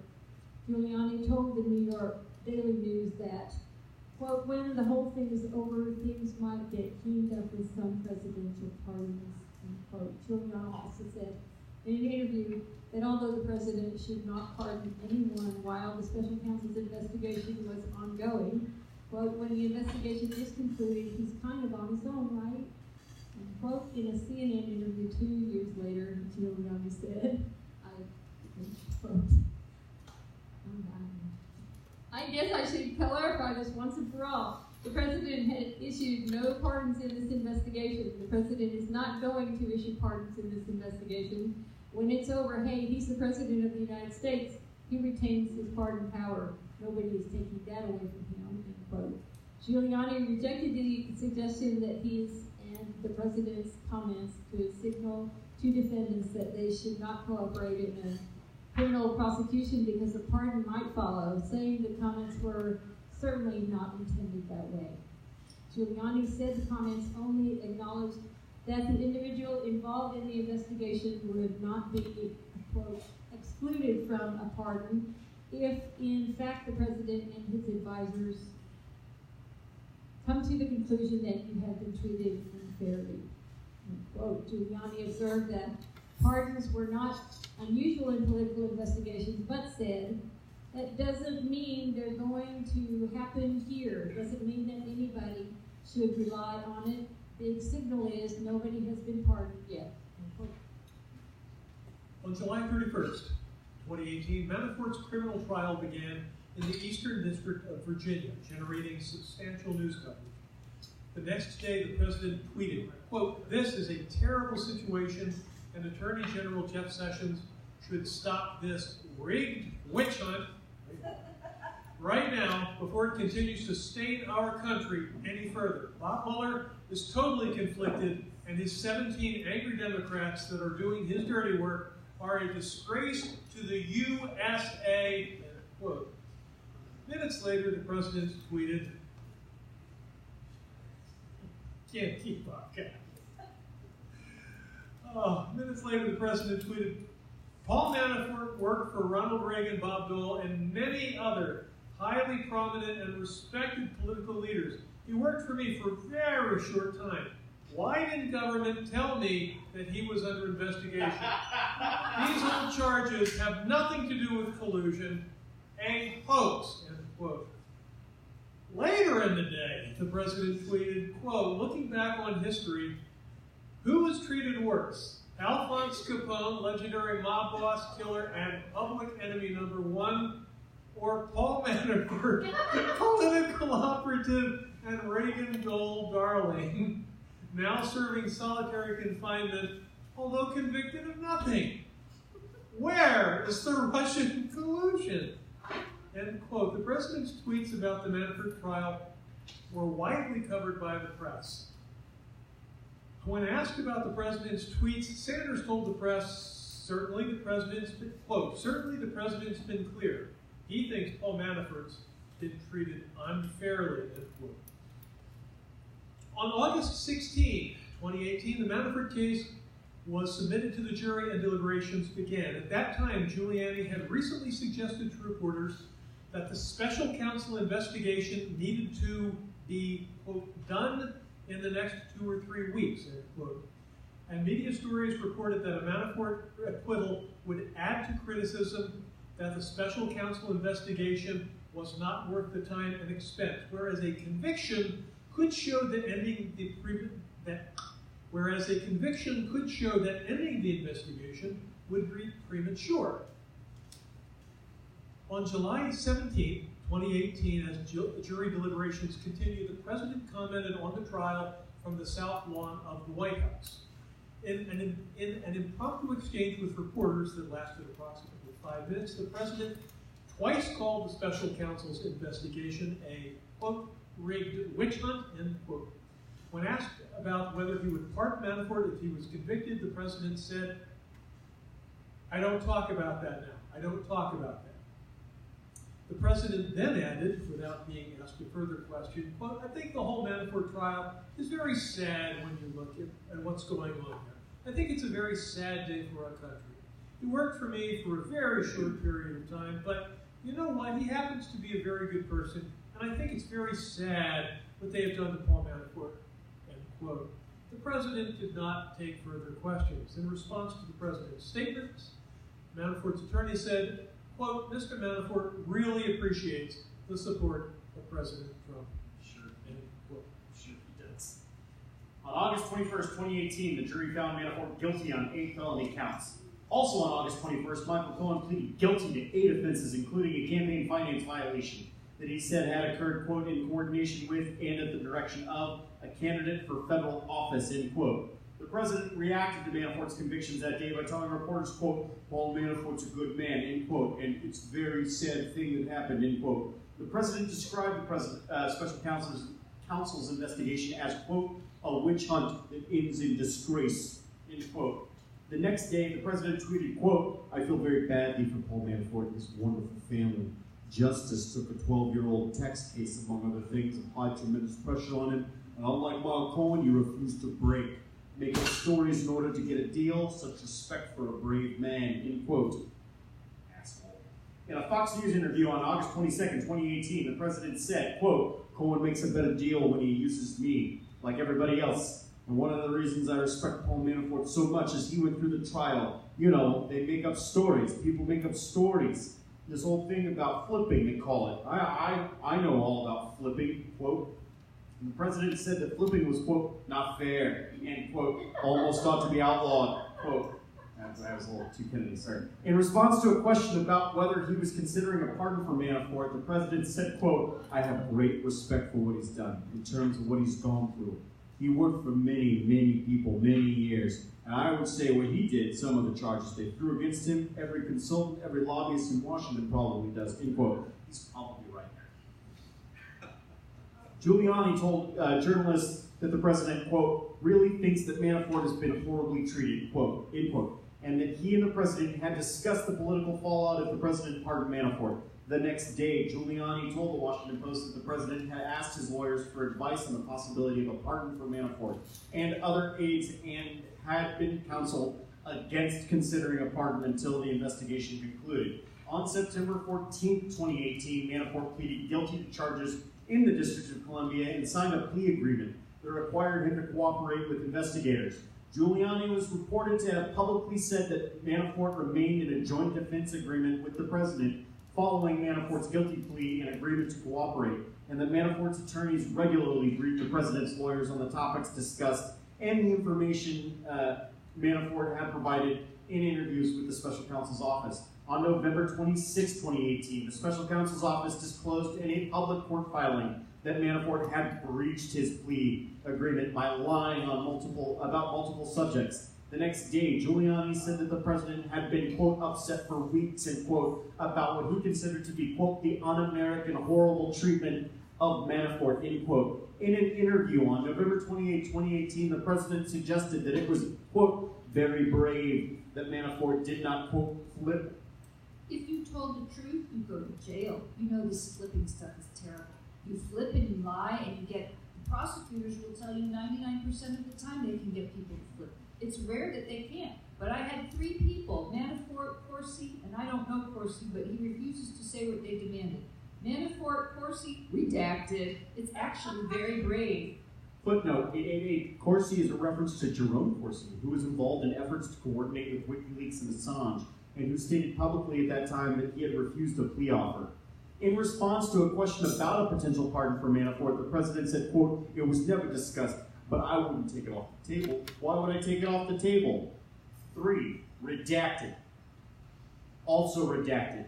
Then there's some more redaction, followed by more redaction, a little bit more redaction, then a lot of redaction, tiny redaction, big redaction, medium redaction, large redaction. Analysis. In analyzing the president's conduct towards Flynn, Manafort, redacted, the following evidence is relevant to the elements of obstruction of justice. A. Obstructive act. The president's actions towards witnesses in the special counsel's investigation would qualify as obstructive if they had the natural tendency to prevent particular witnesses from testifying truthfully or otherwise would have the probable effect of influencing, delaying, or preventing their testimony to law enforcement. With regard to Flynn, the president sent private and public messages to Flynn, encouraging him to stay strong and conveying that the president still cared about him before he began to cooperate with the government. When Flynn's attorneys withdrew him from a joint defense agreement with the president, signaling that Flynn was potentially cooperating with the government, the president's personal counsel initially reminded Flynn's counsel of the president's warm feelings towards Flynn and said that still remains. But when Flynn's counsel reiterated that Flynn could no longer share information under a joint defense agreement, the president's personal counsel stated that the decision would be interpreted as reflecting Flynn's hostility towards the president. That sequence of events could have had the potential to affect Flynn's decision to cooperate, as well as the extent of that cooperation. Because of privilege issues, however, we could not determine whether the president was personally involved in or knew about the specific message his counsel delivered to Flynn's counsel. With respect to Manafort, there is evidence that the president's actions had the potential to influence Manafort's decision whether to cooperate with the government. The president and his personal counsel made repeated statements suggesting that a pardon was a possibility for Manafort, while also making it clear that the president did not want Manafort to, quote, flip, unquote, and cooperate with the government. On June 15, 2018, the day the judge presiding over Manafort's D.C. case was considering whether to revoke his bail, the president said that he felt badly for Manafort and stated, quote, I think a lot of this is very unfair, unquote. And when asked about a pardon for Manafort, the president said, quote, I do want to see people treated fairly. That's what it's all about, end quote. Later that day, after Manafort's bail was revoked, the president called it a, quote, a tough sentence, end quote, that was, quote, very unfair, end quote. 2 days later, the president's personal counsel stated that individuals involved in the special counsel's investigation could receive a pardon, quote, if in fact the president and his advisors come to the conclusion that you've been treated unfairly, end quote, using language that paralleled to how the president had already described the treatment of Manafort. Those statements, combined with the president's commendation of Manafort for being a, quote, brave man who refused to break, end quote, suggested that a pardon was a more likely possibility if Manafort continued not to cooperate with the government. Think about that for a second now. And while Manafort eventually pleaded guilty pursuant to a cooperation agreement, he was found to have violated the agreement by lying to investigators. The president's public statements during the Manafort trial, including during jury deliberations, also had the potential to influence the trial jury. On the second day of trial, for example, the president called the prosecution, quote, a terrible situation and a hoax that continues to stain our country, end quote, and referred to Manafort as a, quote, Reagan Dole darling, who was serving solitary confinement, end quote, even though he was convicted of nothing. Those statements were widely picked up by the press. While jurors were instructed not to watch or read news stories about the case and are presumed to follow those instructions, the president's statements during the trial generated substantial media coverage that could have reached jurors if they happened to see the statements or learned about them from others. And the president's statements during jury deliberations that Manafort, quote, happens to be a very good person, end quote, and that, quote, it's very sad what they've done to Paul Manafort, end quote, had the potential to influence jurors who had learned of the statements, which the president made just as jurors were considering whether to convict or acquit Manafort. Redaction. B. Nexus to an official proceeding. The president's actions towards Flynn, Manafort, redacted, appear to have been connected to pending or anticipated official proceedings involving each individual. The president's conduct towards Flynn, redacted, principally occurred when both were under criminal investigation by the special counsel's office, and press reports speculated about whether they would cooperate with the special counsel's investigation. And the president's conduct towards Manafort was directly connected to the official proceedings involving him. The president made statements about Manafort and the charges against him during Manafort's criminal trial, and the president's comments about the prospect of Manafort flipping occurred when it was clear the special counsel continued to oversee grand jury proceedings. C. Intent. Evidence concerning the president's intent related to Flynn as a potential witness is inconclusive. As previously noted, because of privilege issues, we do not have evidence establishing whether the president knew about or was involved in his counsel's communications with Flynn's counsel, stating that Flynn's decision to withdraw from the joint defense agreement and cooperate with the government would be viewed as reflecting hostility towards the president. And regardless of what the president's personal counsel communicated, the president continued to express sympathy for Flynn after he pleaded guilty pursuant to a cooperation agreement, stating that Flynn had led a very strong life and the president felt very badly about what had happened to him.